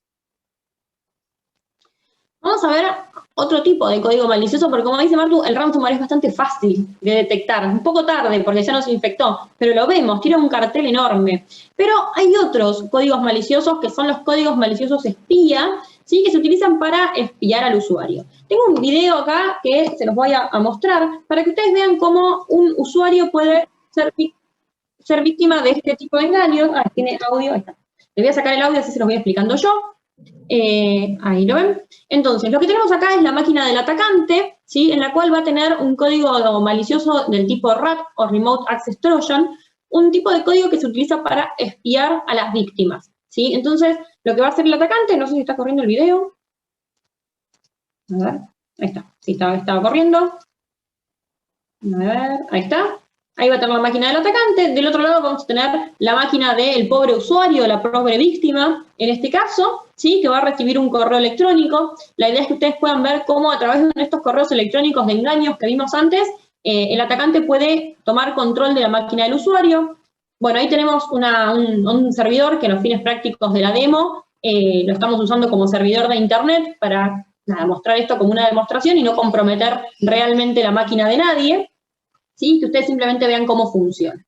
Entonces, bueno, tenemos acá la máquina del atacante, digamos, y lo que va a hacer este atacante es levantar una consola desde la cual va a tomar control de los dispositivos infectados. A ver si me avanza el video, si se me traga un poco el video. Ahí, a ver, tiqui tiqui, no lo quiero adelantar porque después se me pasa una parte. Ahí está. Bueno, ahí está levantando la consola el atacante. Y esto es simplemente para que ustedes vean cómo lo vería, ¿sí? Un atacante desde su óptica o desde su computadora, ¿sí? En este caso, bueno, se ve chiquitito porque es una consola que está pensada para Windows y la estamos levantando en un Linux. pero básicamente en esa consola lo que ustedes van a ver es cómo el atacante va a tomar control de dispositivos infectados. Lo vamos a poner en español, y por ahora no hay nada, no hay ningún equipo infectado. Pero este atacante le mandó un mail a su víctima, ¿sí?, con un ejecutable, que es el que genera la conexión a esta consola. Entonces, cuando la víctima abre su correo electrónico, ¿sí?, recibe un mail que se hace pasar por un soporte de Netflix, ¿sí? Fíjense que digan: felicitaciones, bienvenido al plan premium de Netflix. Para acceder al contenido, descarga tus datos de la factura adjunta, ¿sí? Entonces le mandan una factura, ¿sí?, un archivo adjunto, como vimos antes, un Word, en este caso, con los datos, ¿sí? Y una de las cosas que hemos visto es que hay que tener extremo cuidado con estos archivos adjuntos. ¿Qué pasa cuando el usuario abre entonces esta factura? Vamos a ver ahí, la va a abrir, ¿sí? Es un archivo de Word. Cuando se abre, les va a tirar este hermoso cartelito, ¿sí?, que dice que el archivo está en vista protegida, que esto evita que se ejecute todo, pero el atacante utilizó la ingeniería social para hacerle creer al usuario que tiene que habilitar esa edición porque el documento se encuentra protegido, lo cual es un engaño simplemente para que cuando el usuario habilite esa edición, se empiecen a ejecutar cosas, ¿sí? Se empieza a ejecutar esta conexión que ustedes ven entre la máquina de la víctima y la máquina del atacante. Tiene algunos cartelitos que nos dice que son errores de Office, ¿sí? No dice nada raro, más que es un error de Office, y abrimos el documento, todo normal por ahora, y en el solo instante de haber abierto ya fuera de este modo de vista protegida ese documento, fíjense ya cómo se creó la conexión con la máquina del atacante. Ahí el atacante puede ver el escritorio de lo que está ocurriendo en la máquina del usuario y ya tiene ese equipo conectado del cual puede tomar control. Ahora sí, por más que el usuario cierre este archivo, ya está, ya quedó infectado, ¿sí? Una vez que lo abrió y se ejecutaron esos códigos que estaban embebidos en este archivo de Word, automáticamente quedó infectado el equipo y ya no hay nada que el usuario pueda hacer, el atacante tiene control de esa máquina.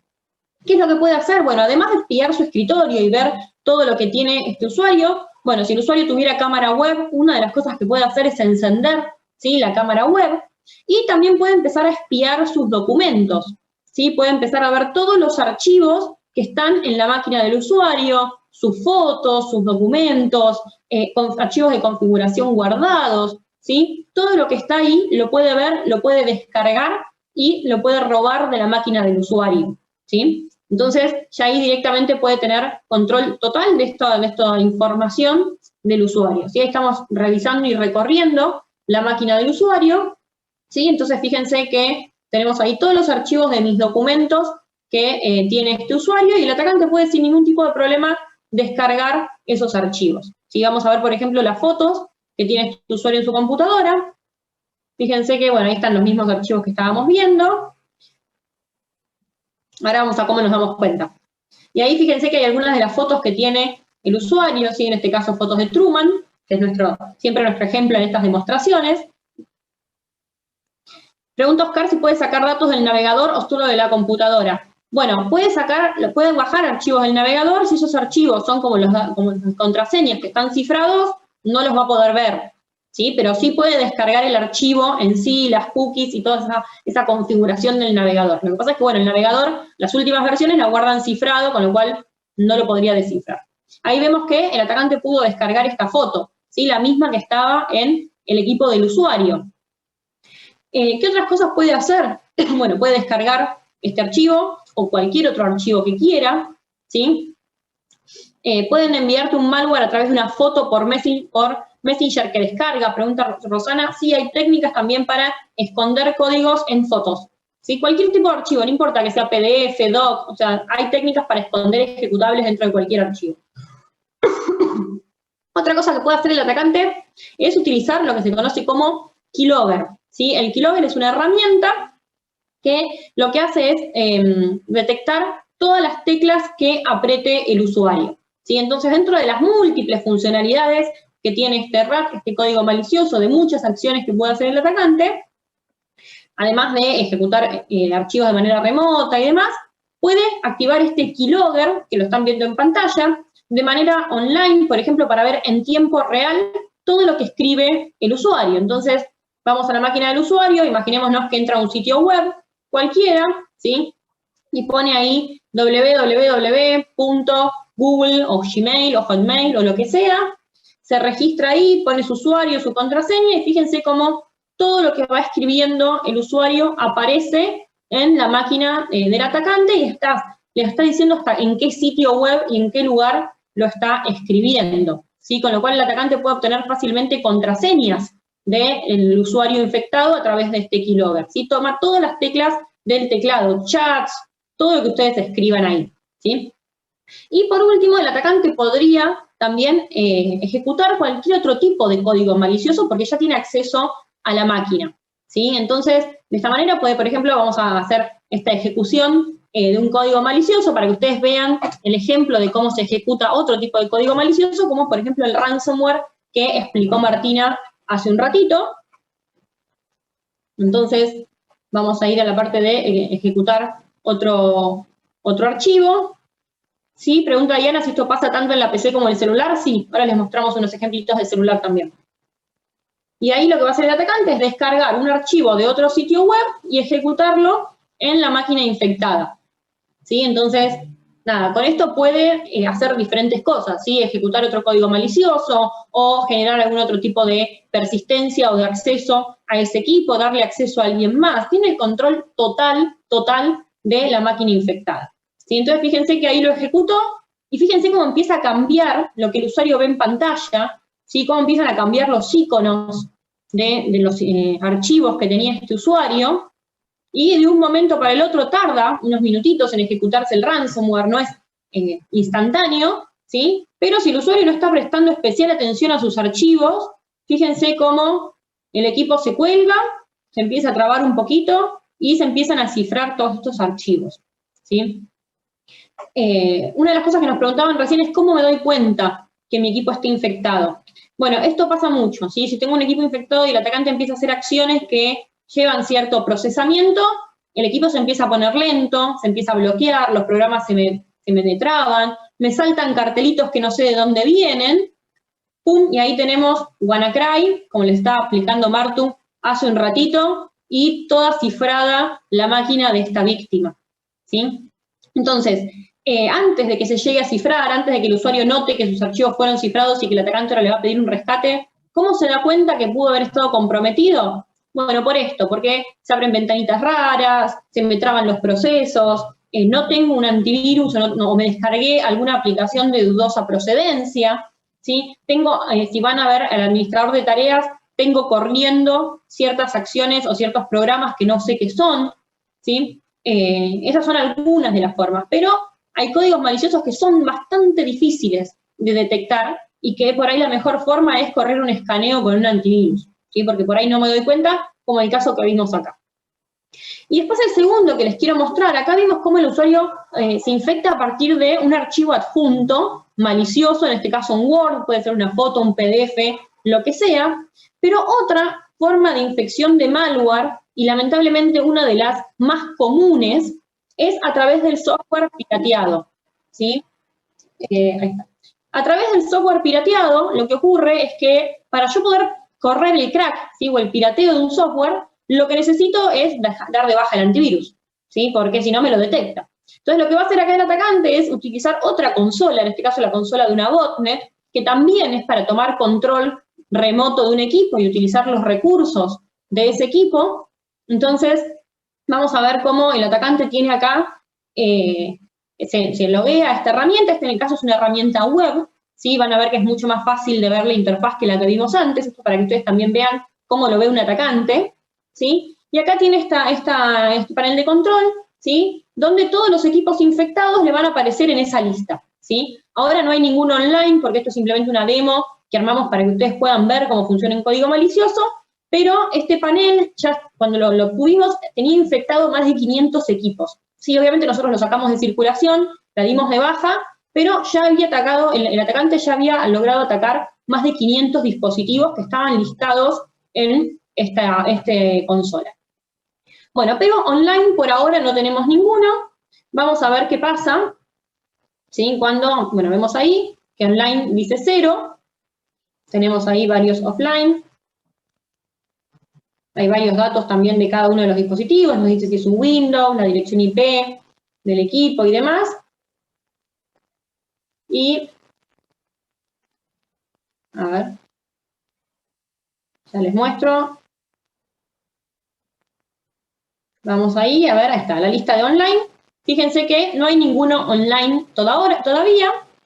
Y lo que hizo este atacante es esconder el archivo malicioso, el ejecutable que se conecta a este portal, en un crack, ¿sí? Una herramienta para piratear, en este caso Camtasia, que es un software de edición de imagen y video, ¿sí? Entonces, cuando el usuario se descarga de cualquier sitio este crack, lo que va a tener que hacer es deshabilitar el antivirus, porque si no, obviamente el antivirus le va a detectar como malicioso este crack, ¿sí? Justamente los programas para piratear la seguridad de medios digitales están pensados como algo malicioso, ¿sí?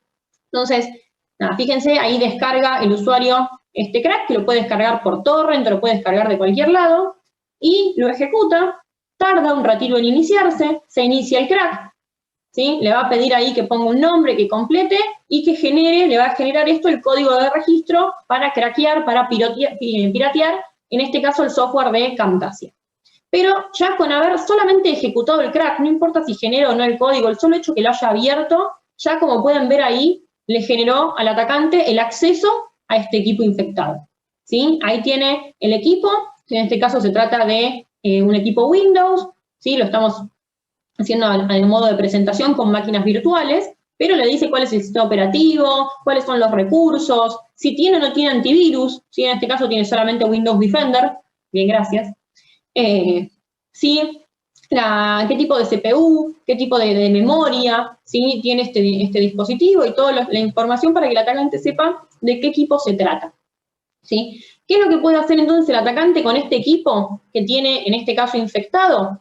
Bueno, puede utilizarlo para hacer otros ataques, ¿sí? En este caso, lo puede utilizar para enviar mails de spam, ¿sí? Para minar criptomonedas, para hacer ataques de denegación de servicio, para alojar otro código malicioso, para alojar incluso material ilegal, como pueden ser imágenes de abuso sexual infantil u otros códigos maliciosos, ¿sí? Entonces, es muy peligroso que los cibercriminales tengan acceso a nuestros equipos, porque los pueden utilizar para cualquier otro tipo de acción cibercriminal. Sí, bueno, en este caso tenemos un montón de opciones que el atacante puede hacer, pero nada, más allá de eso, la idea es mostrarles cómo un usuario se puede infectar simplemente a través de la descarga de un software pirateado o de un archivo que es de dudosa procedencia.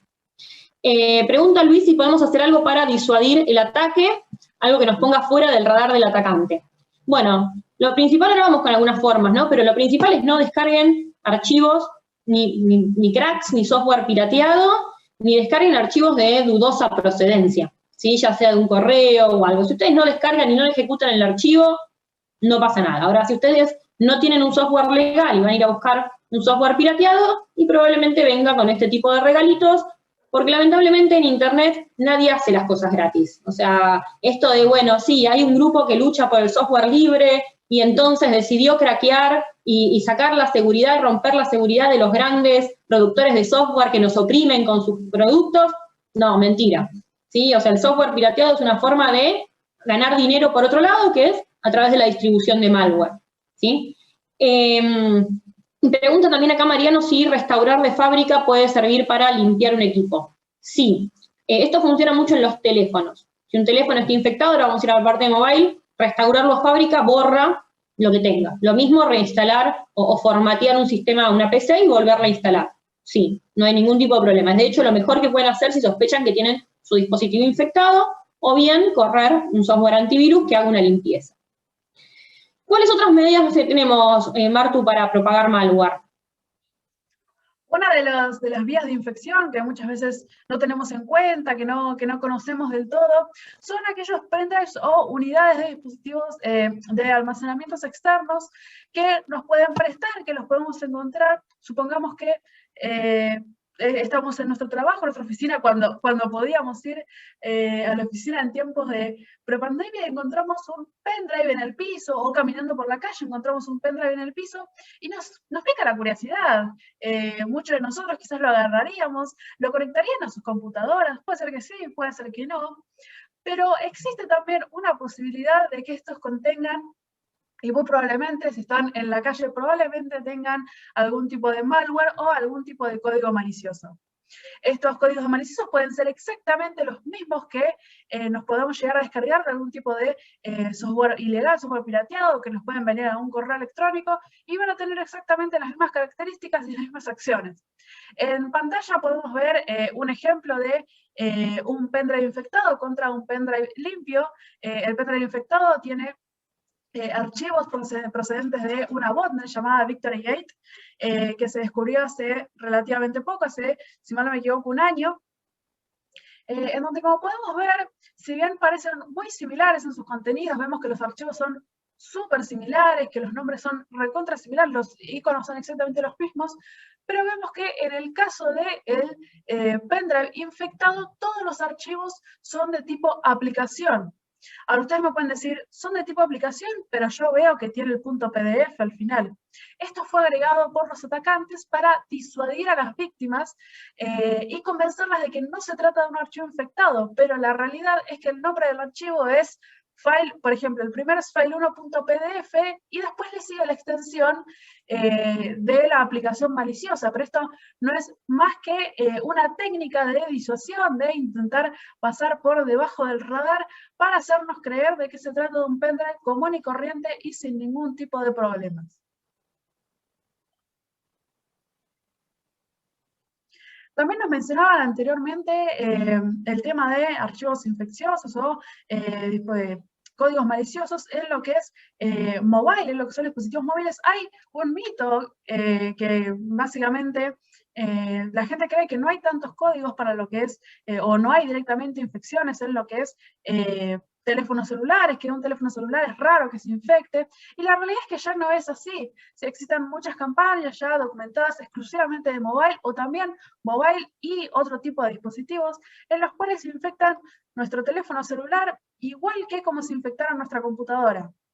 Vamos a ver un video de, en este caso, un servicio, una aplicación maliciosa que primero podemos ver en los permisos, como mencionamos en la anterior clase, algo muy interesante, muy importante, a la hora de bajarse una aplicación, revisar los permisos, podemos ver que solicita acceso a envíos de mensajes, podemos ver en la pantalla esta víctima se descarga la aplicación pensando que es algún tipo de servicio de regalos, que nos pueden ofrecer cupones o regalos de, nuevamente, ofertas, grandes premios. Podemos ver que al instalar la aplicación, esta aplicación se cuelga, no tiene ningún tipo de contenido, y podemos ver que empezó a enviar mensajes de texto sin el consentimiento del usuario. Puede ser también para suscribir o para enviar todo lo que sea spam, otro tipo de engaños, o también pueden ser simplemente suscribirnos a un servicio premium, como bien mencionaba Ceci anteriormente.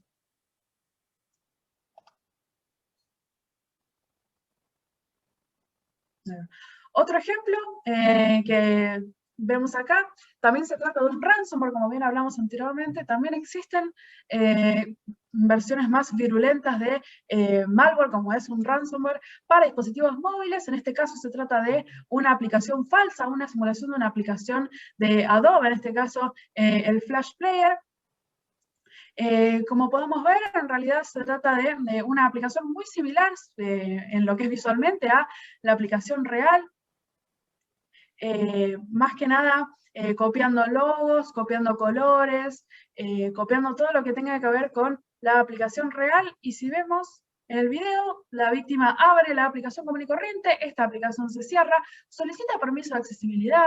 Estos son permisos, extra permisos un poco más elevados de los que solicitaría una aplicación común y corriente. Podemos ver allí donde se nos detallan los permisos.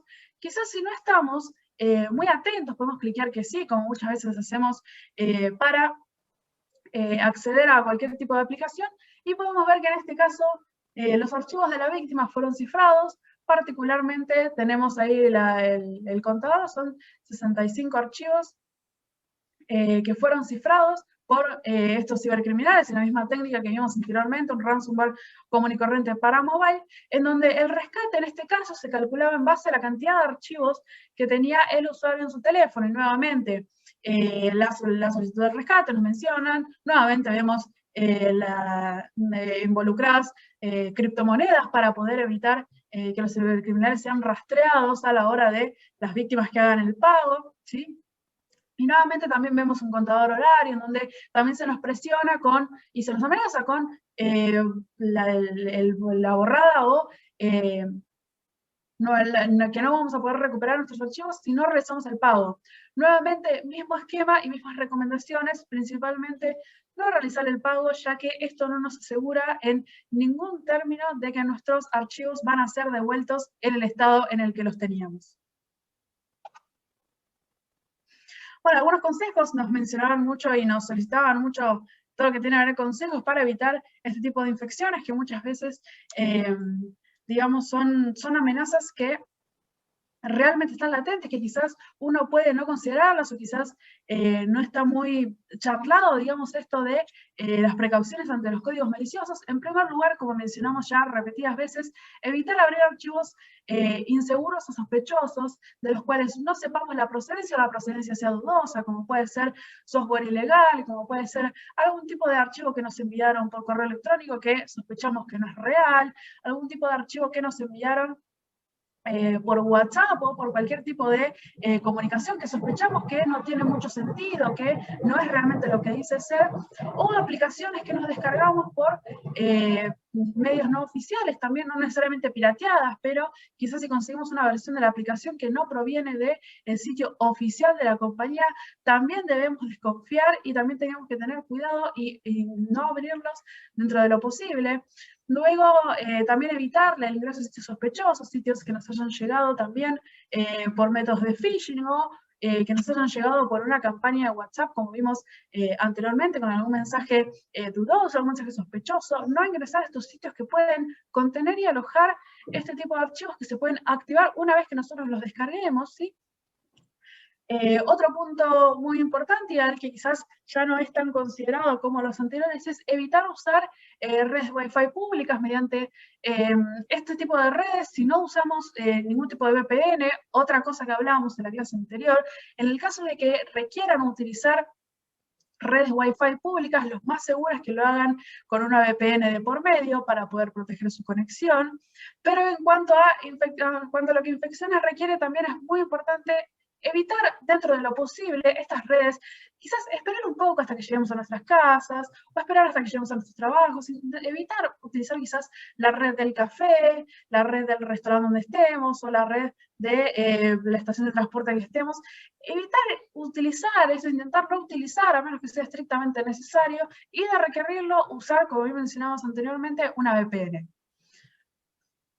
Finalmente, utilizar todos estos medios de protección que les presentamos anteriormente, todo lo que tenga que ver con protección referidas a herramientas de seguridad, esto es antivirus, tanto en dispositivos móviles, que es un factor muy importante a proteger, como en computadoras y laptops, ¿sí? Y asimismo acompañarlo de actualizaciones constantes a todas las aplicaciones y sistemas que utilicemos. Estas actualizaciones, si bien a veces pueden parecer un poco molestas, son el único recurso que tienen los desarrolladores para poder enviar los llamados parches de seguridad. Esto es, cualquier tipo de falla, cualquier tipo de error, cualquier tipo de vulnerabilidad que encuentren los desarrolladores, solo pueden arreglarla, enviar estos parches, estas mejoras de seguridad, mediante actualizaciones. Con lo cual, si tienen algún tipo de actualización que estén pateando, que estén dejando para después, que estén dejando para cuando no usemos la compu, para el fin de semana, háganlo lo antes posible, ya que es el principal método, el método más utilizado para poder hacer todo este tipo de parches, este tipo de arreglos de seguridad que sean conocidos por los desarrolladores. Bueno, y por último, ahí habían varias preguntas. Bueno, Graciela nos pide un antivirus recomendado para hacer el compu. Bueno, por supuesto te vamos a recomendar los de ESET, pero no solo porque trabajemos en ESET, sino porque realmente funcionan muy bien. Para que sepan y contarles un poquito, nosotros tenemos un laboratorio de análisis de malware, del cual Martina y yo somos parte, en Argentina. Entonces analizamos muchas muestras que son puntualmente de la región y constantemente estamos actualizando nuestros productos y mejorando las formas de detección. Y realmente es un antivirus liviano, es un antivirus que no pesa, ¿sí? Y tienen la versión mobile para proteger sus celulares, como las versiones para PC. Y también tomando algo que escribió Luis, también ahí en las preguntas, es un mito que no existen vulnerabilidades o fallos de seguridad para Linux o para Mac. ¿Sí? Todos los sistemas operativos pueden ser vulnerados, hay malware que afecta a iPhone, hay malware que afecta a Android, hay malware que afecta a Mac, a PC, a Windows, a Linux y a cualquier sistema operativo. Por supuesto que no es lo mismo el mercado que tiene Windows o el mercado que tiene Android que el mercado que tiene Linux o Mac. ¿Sí? Generalmente un usuario de Linux es un usuario que tiene una capacitación técnica un poquito más grande, que entiende un poco más el sistema operativo, porque es un sistema operativo que requiere de otros conocimientos técnicos. Entonces, por ahí un usuario de Linux está más protegido a nivel de saber dónde hacer clic y dónde no, y cuáles son las acciones que tienen que realizar, y un usuario por ahí que no tiene los conocimientos necesarios en Windows o en Android, termina haciendo clic donde no debe, y como bien decían en el chat más arriba, sí, la mayoría de las infecciones ocurren por un error humano, ¿sí? La gran mayoría. Entonces, por eso es tan importante este tipo de capacitaciones, por eso es tan importante que ustedes tengan una solución antivirus en su computadora, tengan el sistema operativo que tengan, ¿sí? Así que más allá del sorteo, les dejo el link de SET para que lo puedan ver, y si bien en general me preguntan también mucho qué pasa con los antivirus gratuitos, sí es verdad que hay antivirus gratuitos muy buenos, pero sepan que detrás de los antivirus pagos hay una empresa, hay un respaldo, hay investigación y hay actualizaciones constantes, que es algo que hoy se necesita muchísimo porque los virus y los malware cambian todo el tiempo, ¿sí? Y hoy desde SET estamos viendo a nivel mundial algo así como 300.000 muestras de malware nuevo por día en el mundo, ¿sí? Entonces todo el tiempo están saliendo archivos maliciosos nuevos, así que es muy importante mantenerse actualizado, ¿sí? Y créanme que por un antivirus pago van a terminar pagando a nivel anual muchísimo menos que lo que pagan por mes de su servicio de internet, ¿sí?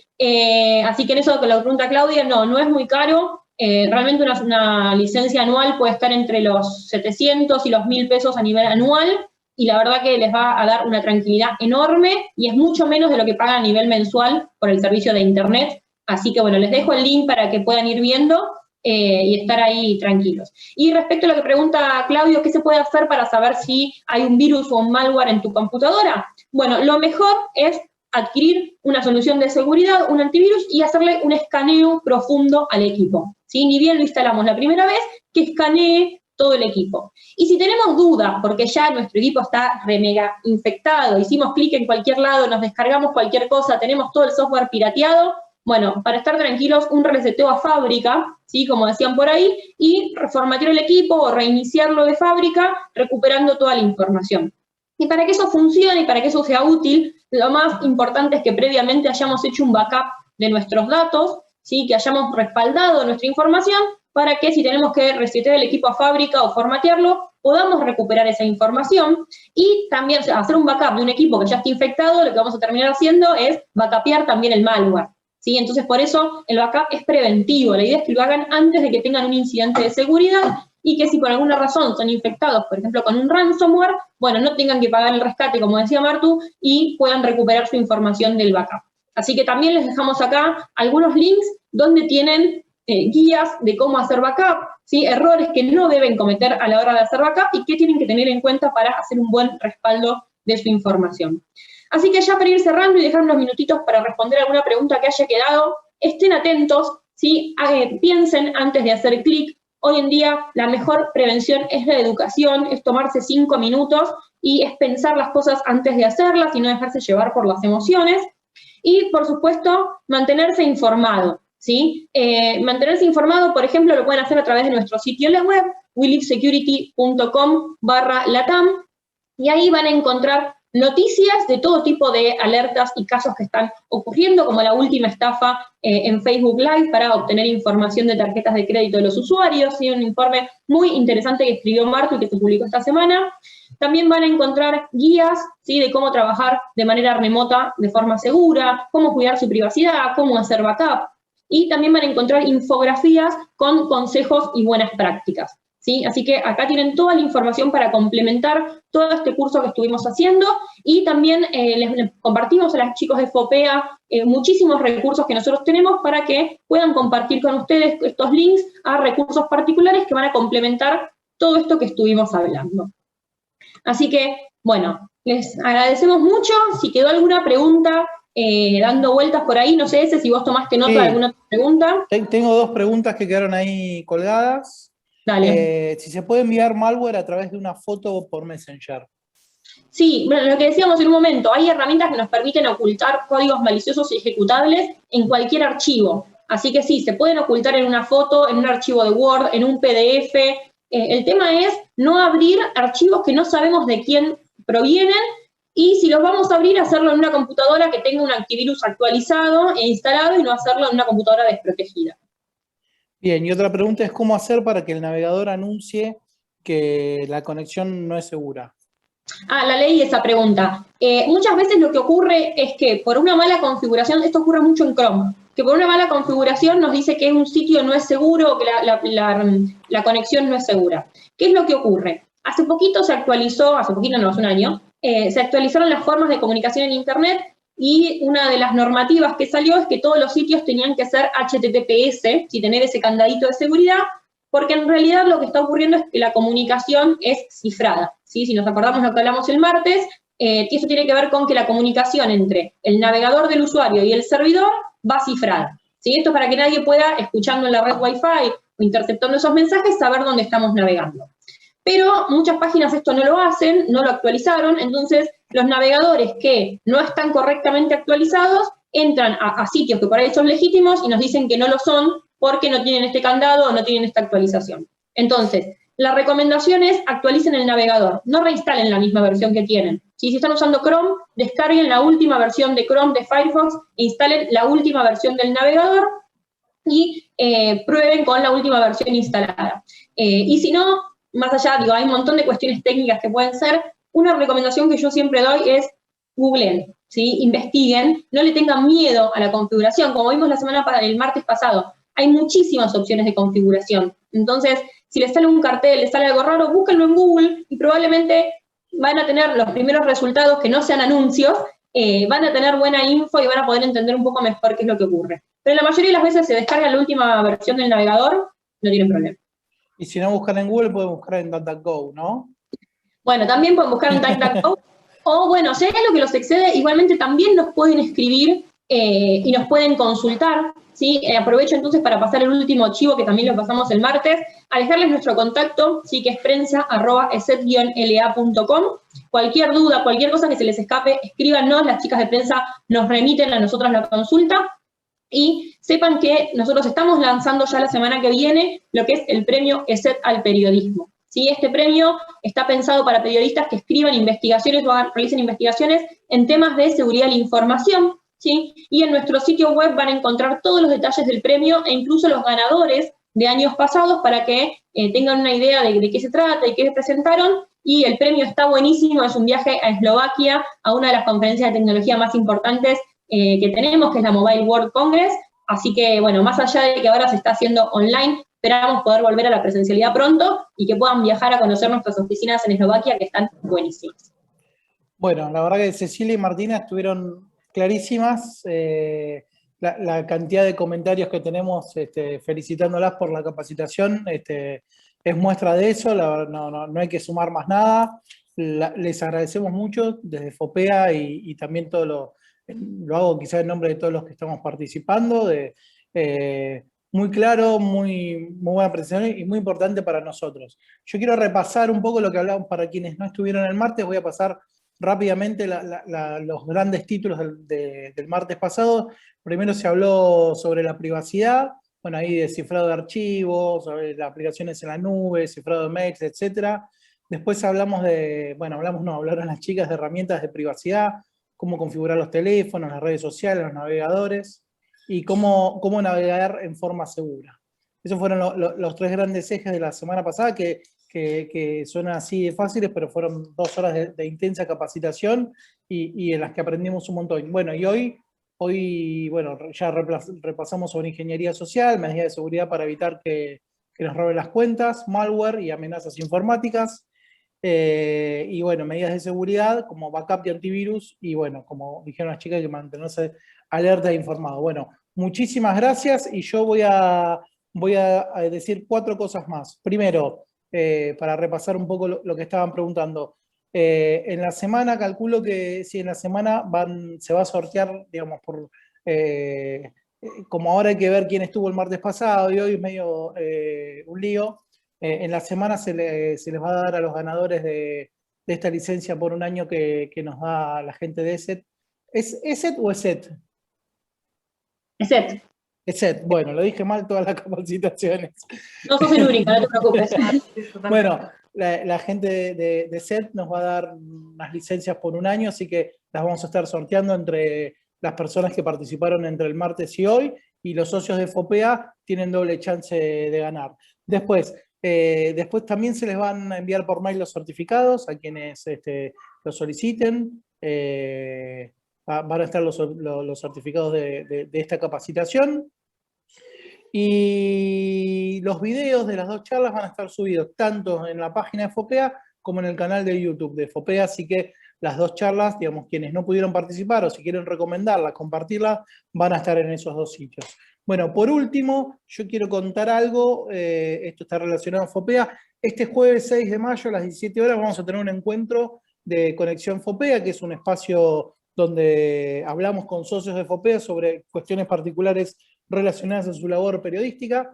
En este caso va a estar participando Daniel Enz y José Amado, autores del libro Territorio Narco, cómo la narcopolítica contaminó un municipio desviando fondos públicos. Bueno, creo que ellos hablan de un municipio de la provincia de Entre Ríos, y la presentación va a estar a cargo de Germán de los Santos, que es corresponsal de La Nación en Rosario, y es autor de otro gran libro relacionado al narcotráfico, que es Los Monos, historias de la familia narco que transformó a Rosario en un infierno. Así que, bueno, tanto Daniel como José van a estar hablando con Germán acerca del libro, acerca de cómo es investigar casos relacionados al narcotráfico, a las mafias, a la corrupción, digamos, tanto Daniel como José y bueno, y Germán son grandes investigadores periodísticos, así que los invitamos a todos y a todas a participar. Ahí creo que Majo iba a subir el link.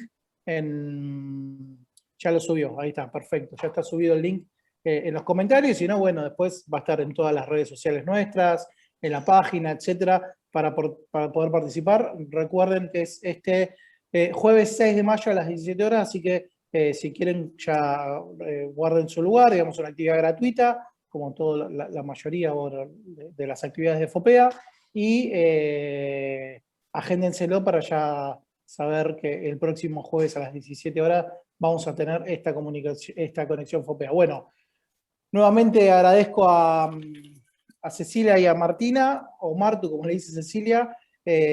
Muchísimas gracias por esta capacitación. Estamos muy contentos y bueno, seguramente vamos a seguir desarrollando este tipo de charlas y capacitaciones, y quizás más adelante otro tipo de actividades con la gente de SET, que nos sirven para poder tener cuentas y ser seguros a la hora del manejo de nuestra información y nuestras propias cuentas. Bueno, muchísimas gracias a todos y a todas. Gracias.